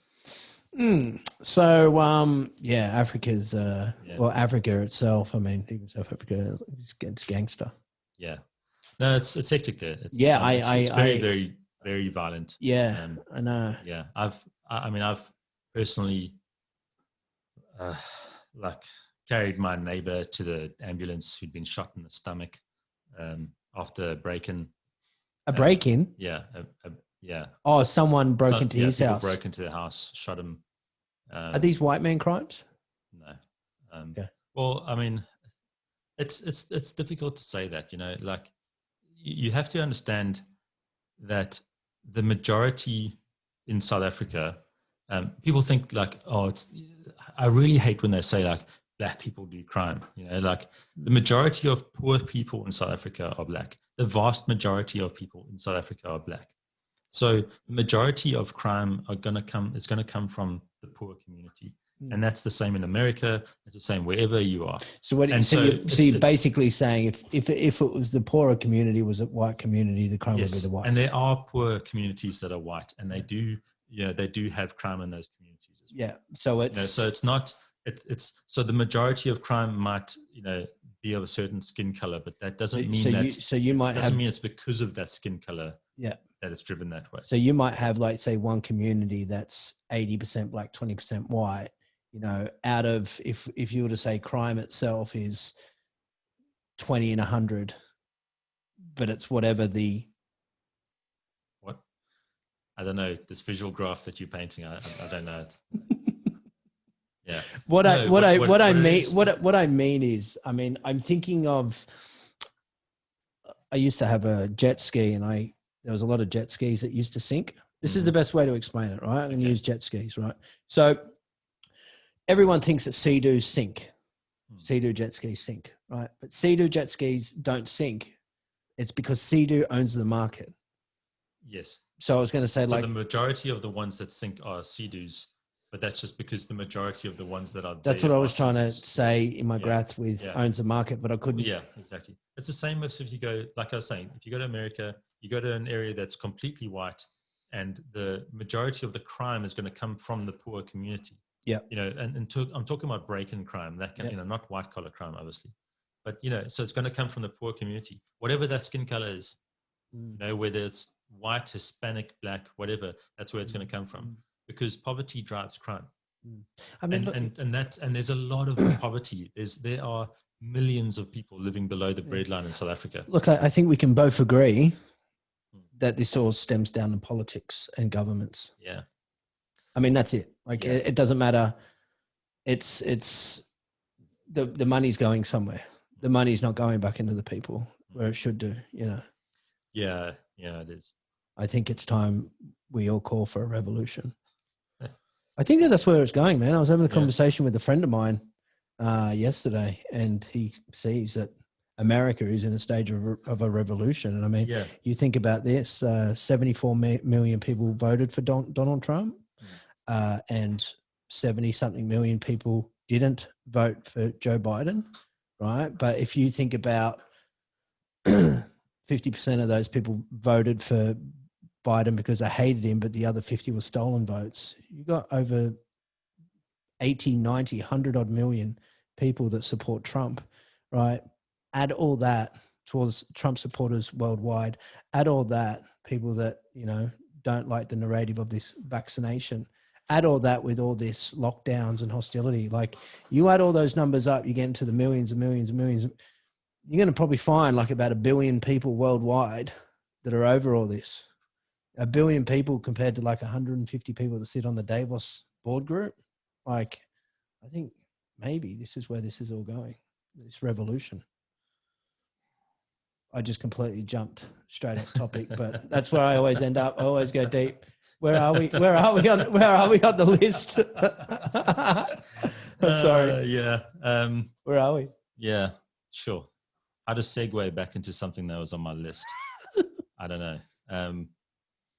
I think that's, I think that maybe here's a decent segue. Part of what I felt when I took ayahuasca the first time was more people need to take it. Right? 100%. And our leaders need to take it. And, this thing, I also believe that there's another revolution happening right now, which is the reconnection with the earth. Yeah. It's no coincidence that ayahuasca has exploded onto the scene at the same time as all this stuff is happening. Yeah, well, and I do think that it can start to change people in their mindsets towards pollution, towards consumption, towards the meaning of life, towards our anxieties, our addictions, our social media, this absolute bullshit life that we're living today. I do think that it can start changing people. And there's a movement growing of people that are changing towards that lifestyle. Can I tell you something that might just blow your mind a little bit? You ready? Mm-hmm. Okay, so basically, if you want to say that and then say that this is just a war in our conscious, basically, like they want us trapped, they want us enslaved, they want us controlled, they want us all this sorts of shit, right? So if you look at the last 2,000 years in history, right, it's always been war, conquer, divide, all this sorts of crap, you look at Jesus's birth 2,000 years ago, right? You look at right now, it's 2020. If Jesus died when he was 30, that's only 10 years away. So right now we're kind of in this sort of timeline of being 2,000 years since the birth of Christ and almost the death. So if you look at whatever's popped up from that, let's just say the Romans killed him or someone killed Jesus, right? But let's say that something more come in control. Jesus Christ was the sort of the podcast of expressing a message or getting the voice out there or communicating, whatever. So they silenced him. Jesus Christ is COVID, right? Jesus Christ is the vaccine, right? Jesus Christ is 9/11. Jesus Christ, so from then we were all manipulated and thought that we were praying to him, praying to a God and whatever. But really we were praying to something more darker, Luciferian, something more satanic. So when we talk about God and when we talk about all these things, really it's like this hidden God in disguise. They say that Luciferian is the music in I don't know, in hell sort of thing. And you look at the Illuminati, you look at the music industry, stuff like that. So basically we're at this sort of time, this point in time where nobody knows the history of where we come from. Nobody knows sort of anything. So everything's sort of symbolic and everything happens through rituals, through sacrifice. And look at all the stories you hear of native people, blood sacrifice. They kill goats and chickens and stuff like that, right? And then they drink their blood. It's an ancient ritual, that they do this for the gods. We're going to sacrifice a goat and drink its blood. It's for the gods. Who are the gods? So what do the elite do? Because they've silenced it, right? So maybe they know something. So the last 2,000 years, war, all this sort of stuff. So maybe deep down there's this sort of race war, and we're feeding something in a higher collective level. So since it being this period in time, so 2001 was the birth year of Jesus Christ, 2,000 years ago. The same time that, I don't know if it was September 11, but I heard something of it being that when that first building fell, September 11 was the time and date that Jesus was born. You're getting into some Alex Jones territory. Listen, no, I'm not. Listen, just listen, because don't make me lose this, because it'll make sense, right? Okay. And I don't want to go too deep, right? So that 9/11 was the thing, which I it's probably not true, because didn't he die or survive or was born 25th of January? Anyway, whatever. Let's just say this: Jesus is real. So. Anyway, listen. Well, he's not, but listen to the story because it's good. Okay. So whatever. So it all happened then. The 9/11, you could be like, truthfully, you can say, and you can agree with me, that 9/11 was the first time something happened in front of all of our eyes, when something happened. Like the cage of fear started to rattle, right? Terror, terror, terror, terror, terror. ISIS, ISIS, ISIS, terrorists. We need to get the terrorists. So they're starting to drum fear into us, tell us about terror and stuff like that. Now, cases. COVID is starting to drum fear into us, right? 2001 was the first time we all witnessed a New World Order attack, basically, right? Right now is the same again, New World Order attack. Whatever's happened over the last 20 years, something is happening where they're trying to keep us in this collective state of fear, right? So basically the planet is going through this new age into Aquarius, right? Where we're coming out of the age of Pisces. And basically all the chaos that's happening this year is because the earth is going through a rebirth stage, right? And the rebirth is meaning like it's going to be a birth. That's why it's like all this sort of clutter. But we're about to transition into the age of like something more feminine, more love, more light.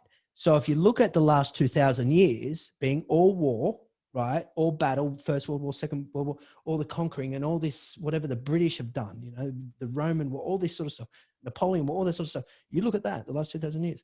And that is, but we're going through this rebirth where love, light, where we've been in this thing. So where we are shifting from Pisces into Aquarius, that when they locked everything down, when they closed the places of prayer, places of worship through COVID, they shut everything down to trap us down in this collective state. So the power of good could not be in control. So this is sort of like this collective sort of fear state where they want to keep us in the 3D, the 3D conscious state of fear, and to keep us trapped there while we transition into this 5D sort of ascension sort of time. That's kind of what's going on in this sort of present time now with all of this sort of stuff.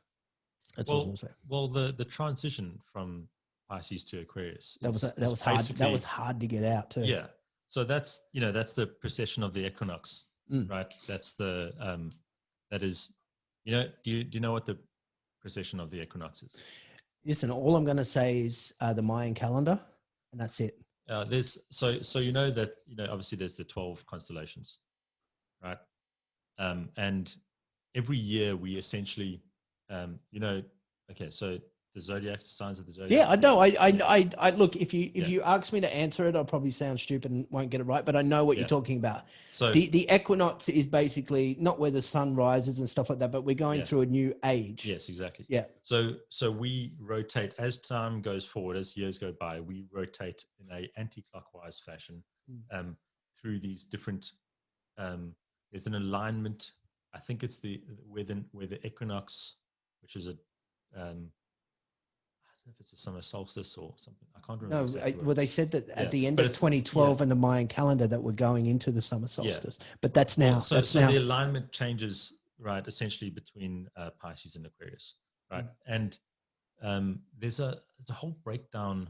I think even Zeitgeist does a breakdown on what the Christian Greek scriptures are essentially prophesying this time of the end. As this is all biblical. Transition into Aquarius.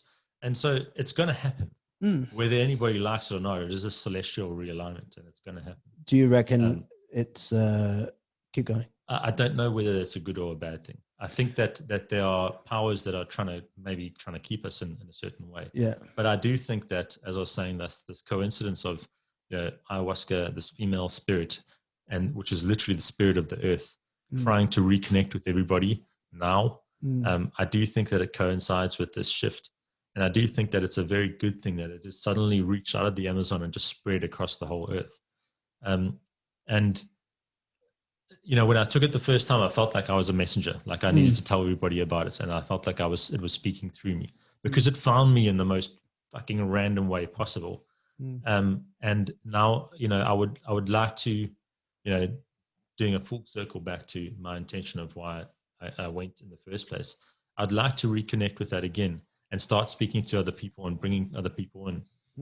It's part of the reason why I was so bitterly disappointed with the outcome of this weekend's, because I spoke to you about the brand of ayahuasca and how damaging that is to every one of those newbies that came there.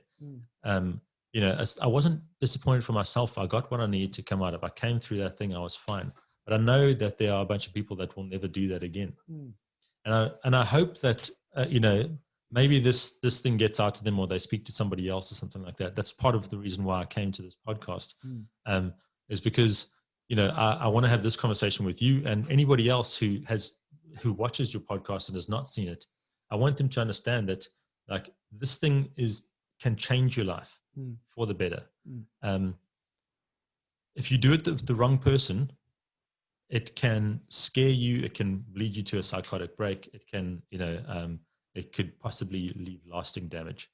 And so, well, I mean, if you are, if you're on antipsychotics, if you're on SSRIs, you shouldn't be taking it. If you are in a terrible place that's badly managed, it can scar you. I know that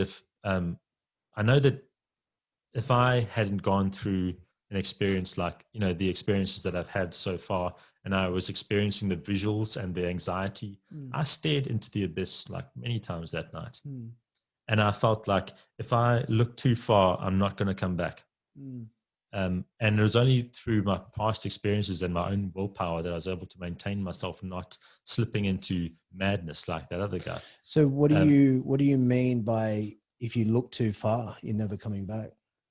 Staring over into the abyss and saying like, I can see the madness there and it's sucking me down, and it feels like if I step over, if I give into it for a second, I'm not going to be able to pull myself out of it. Is that a good or bad thing? As a terrible thing. This was anxiety. This was me sitting on the floor when everybody's rolling around. That guy was punching the wall. So you feel like you're going to enter a point. I was this close to losing it. Yeah, but you wouldn't know. Yeah, but I didn't. Yeah. No, but even if you were, you wouldn't. What? I wouldn't what? Even if you were to jump into the abyss, I don't think you would. No. I think you'd come back. Well, I felt that like it felt like a tidal wave of anxiety that was going to hit. And I was like, okay, if I allow it to, it's going to overwhelm me. Is that resisting? If I was in a good space, I would call it resisting. I was in a terrible space. Okay. We were in a terrible space, and I wasn't going to let the anxiety overcome me. But I saw it overcome other people. I saw the guy who grabbed the knife. I saw him rolling on the kitchen floor. I saw like a few other people terrified of what was going on, just like all over the place, wide-eyed, and who would probably never experience that again. And it's disappointing that was their experience. And I really hope that that's not the case. What was your take on? What was your? I know. Seeing everyone on the ground, seeing everyone terrified. What was I like?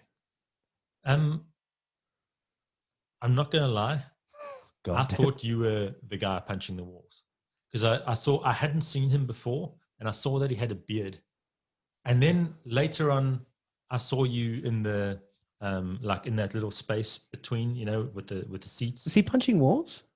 Didn't he come in and he was like punching there was like a... he was shadowboxing. Yeah, he was shadowboxing. That's right. Yeah, he was... In the hallway. Yeah, in the hallway. Yeah. And like, I don't know, there was like a display cabinet or something like that. Yeah, he grabbed it. Yeah, that's right. He was grabbing the thing. Yeah. But then I did see you later, and we spoke about, and you seemed fine. So you thought that was me? At first I thought it was you. But then I looked at him a couple of times on the lounge, and I thought, fuck, bro, you look like me a bit. Yeah, he does. He had a stupider beard. His beard was stupider. I hadn't seen him. He arrived there in the dark. I know. That's exactly what I said. That's exactly what I said at the start of the video. I said that it would have been different if these people got introduced to us, because they came when it was dark. Absolutely, yeah. We had no idea who they were. Yeah. They were the last three that rocked up. Imagine you drive all the way from where they drove from. Where'd they drive from? Canberra, right? And then, so how many hours is that? And then get you in the dark and quickly have to try and find your way, and like you're late and you a little bit rushed, and then drink like this one guy's never done it before. That's why I thought it was weird, man, that we done it on a Friday. Yeah, not being there on a Saturday. But the thing is, if you're going to do 2 nights, you got to do Friday, Saturday night. Why can't we just do Saturday, Sunday? What are you going to do on Monday? Drive home. And some people have to work. Fuck work. I mean, I would give up a day of work to do that, and then take it in a nice way on Saturday. Very rushed. Yeah, it was super rushed. Yeah. I went to work that day. I got up. I was drained. I was tired. This is what I was like, oh no, what? I don't need this. I was just, Yeah. That was a mentally, it was, so the only encounter I had with you where I thought that you were out of it was when I walked inside the first time, and you kind of almost like grabbed me and you were like, are you okay? And I was like, fuck, I wish everybody would stop asking me if I'm okay. Like, I'm super fucked. I think I remember you said it a couple of times. Yeah. I'm fucked. Yeah, I was because that's all I could get out. Yeah. I was like, I'm like, just let me do the thing that I was trying to do, because I actually almost forgotten it already. Yes, get my stuff.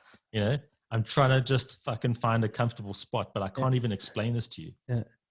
I wanted to. What was that? What is the Indian chap's name? I think it was the Indian Artum? Sri Lankan. Sorry, Artum. Artum. Yeah. Artum. Man, it wasn't Artum. It was that was his girlfriend, I think. He was calling out his wife. His wife was something. I think that was her. He came. So at one point, do you remember where I put that mattress outside in the way of everybody? Yeah. So I'd come outside like. I came outside and I was like, oh, I'm looking for where's my stuff? It's like a fucking mission for my stuff again. Yeah. And like, I was like, oh, the first thing I need is my bucket, and I walked over and it's like, oh, I need my bucket because I'm just going to, and I had this massive chunder in the bucket. Right? And so I'm bent over this bucket, just hurling, this girl screaming, that music was so confronting. It was so hectic. Yeah, I forget it. And then the storm's going crazy, and I'm bent over this bucket, like just going full force. And I get a tap on the shoulder, and he's like, Artem. And I look it up, and he goes, he gives me one of these, and I'm just like, yeah. carry on like this. And then he taps me, and he's like, Artem. Yeah. And I'm like, I want to, like, does he think I'm Artem? Yeah. Like, why is he asking me, And I'm like, so I want to say to him, no, I'm Jonathan. Yeah. And he's like, so I just go, you Artem? And he's like, no, Artem. And I'm like, me, Jonathan. It was just so difficult to even get these fucking words out of my mouth. And he's like, sorry, Artem. And that is all he could say. Okay, so what I took from that was the fact that when one of the girls said, what is he saying? And they said, oh, he's saying, I'm sorry for speaking, I'm sorry for whatever. But he was just saying one word. Yes. But every time he said something, his little Indian friend was touching him and goes, it's okay, they're up there. Like, so I think that was his girlfriend. I don't know. I have no idea. But like that was fucking confusing. But he had like this green glow around him. Yeah. Like this little bit of an aura. Like he was like the I don't know, man. Like he went like this. Like he was sitting on the lounge and was he not wearing something green? Because I also kind of remember a bit of a green tinge to him. This reptilian vibe. So yeah, like you were in that lounge, like in that thing. Yes. The middle lounge. Yeah. Like I kind of went back to the hallway and he was like on the lounge and he threw his head right back and looked right at me. And I was just not even paying attention.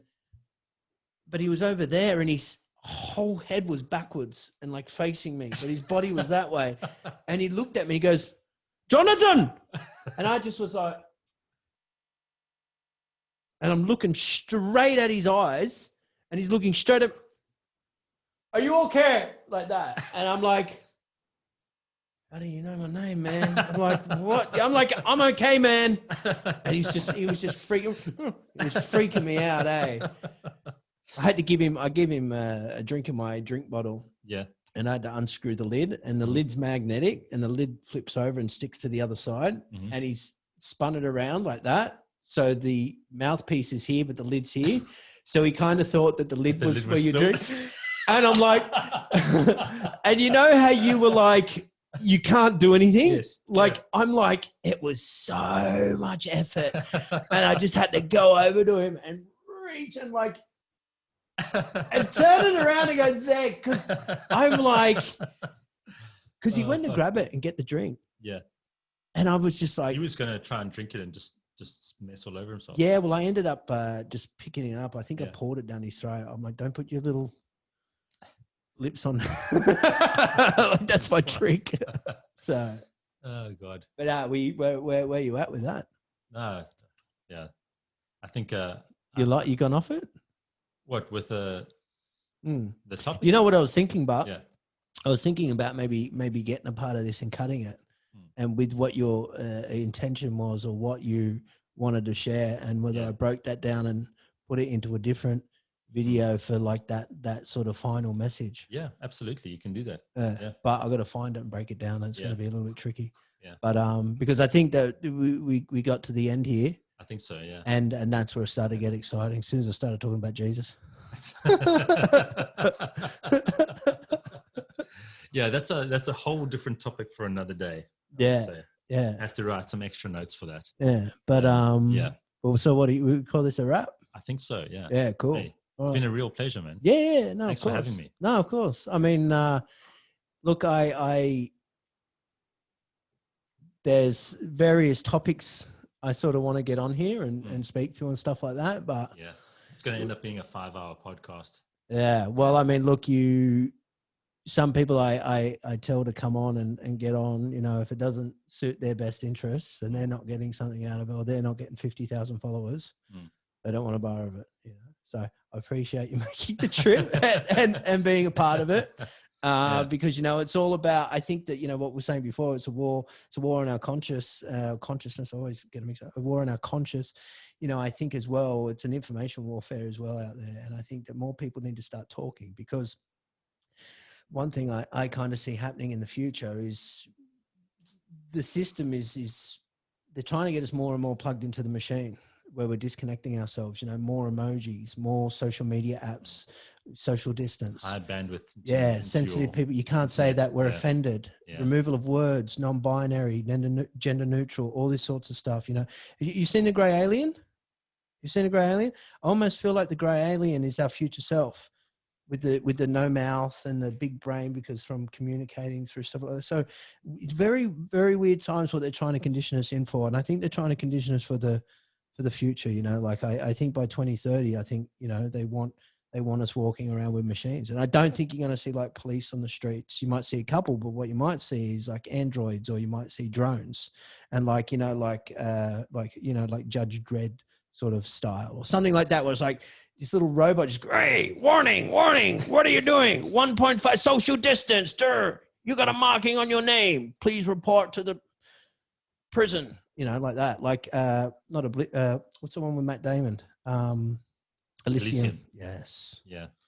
That's our future, bro. I don't have any wild theories like that, but I do know wild. Like, it's happening. It's happening. That everything right now is geared for us to disconnect more and more from person to person, from everything. Yeah, look at censorship, the way man. social media is, the way censorship is, the way like regular, the media that we consume, everything is geared towards us disconnecting with ourselves and with other people.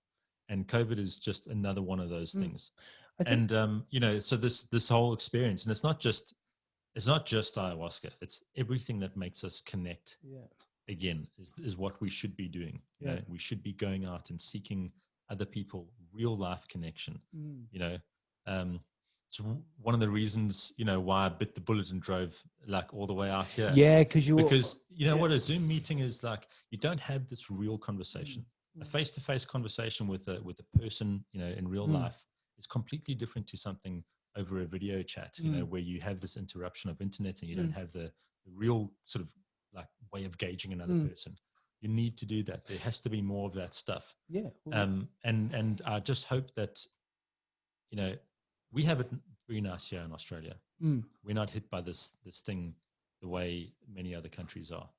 And, we need to take advantage of that.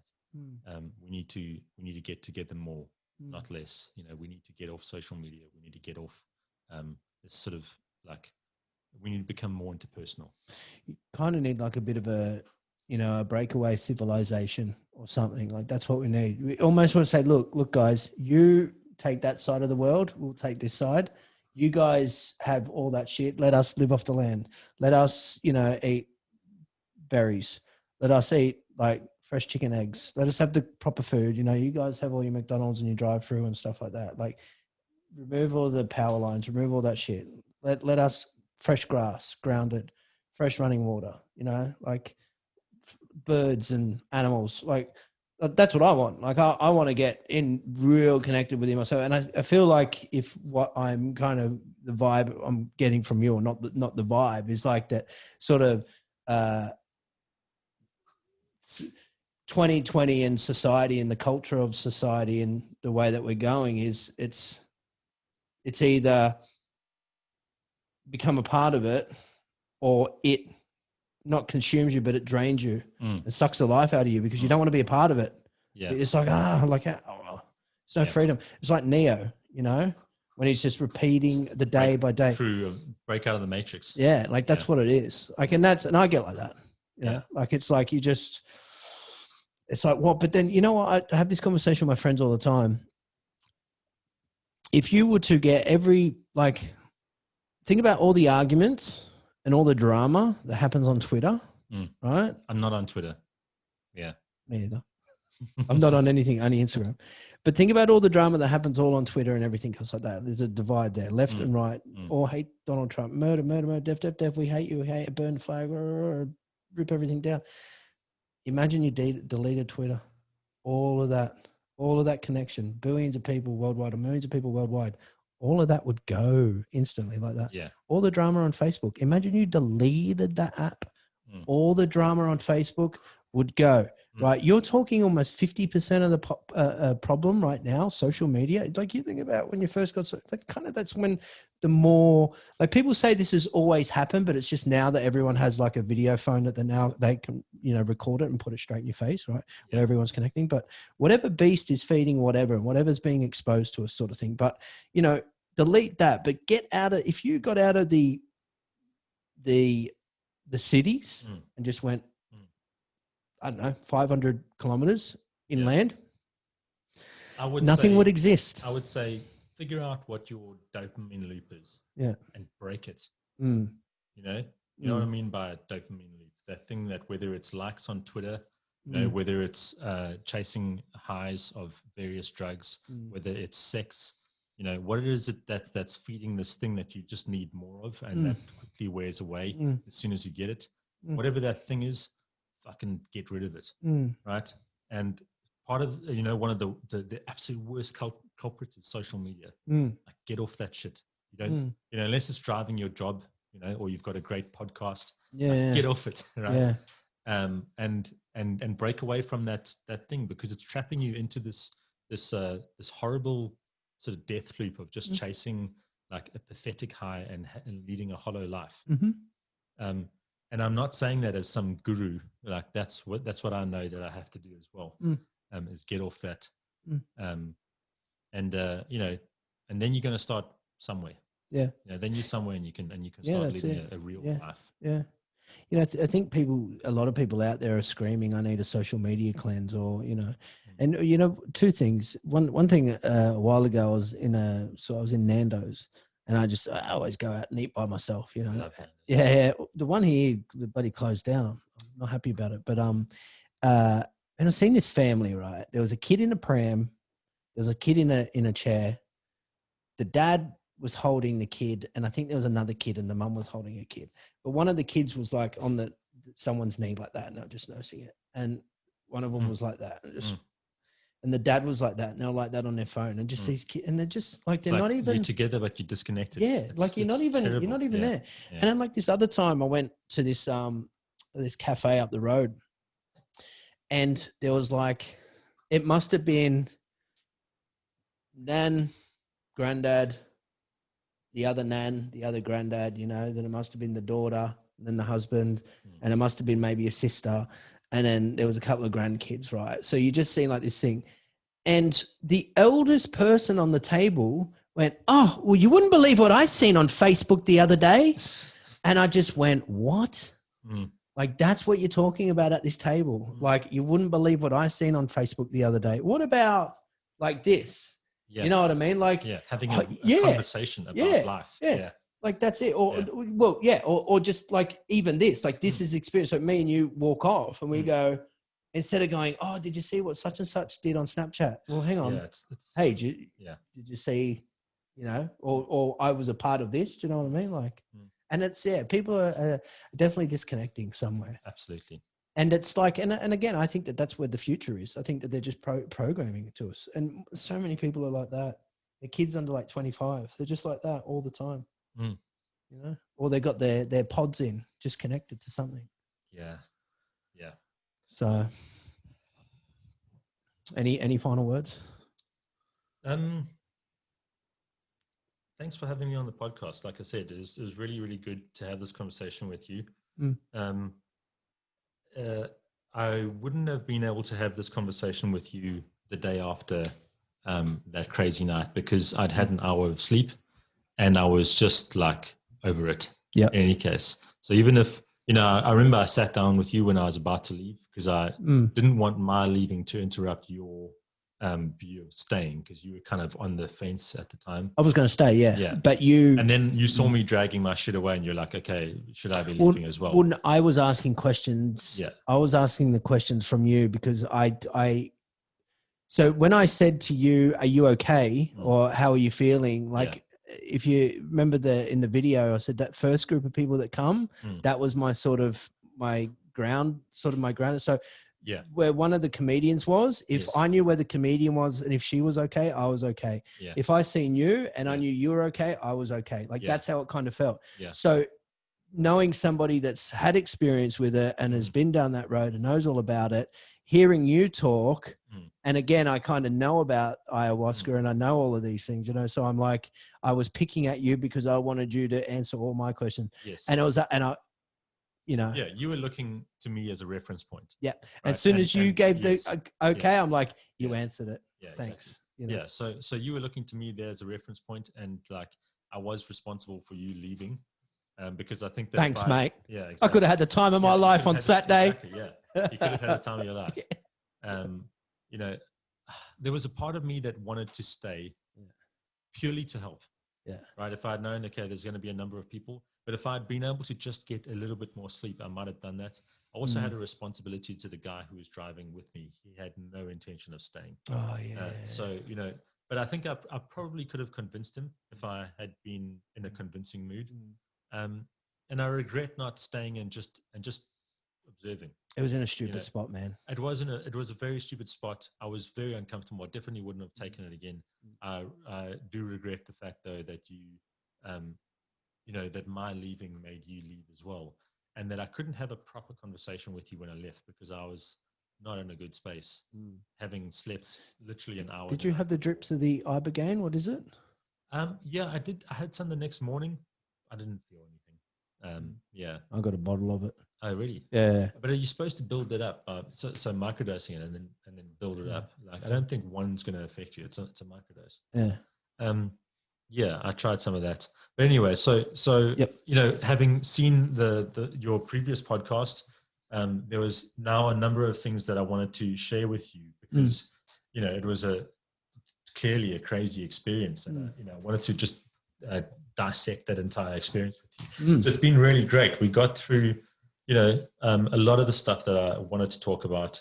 There's so much more to talk about, but I mean, like I said, we've got, you know, it's limited time. And we'll talk about it again sometime. Of course.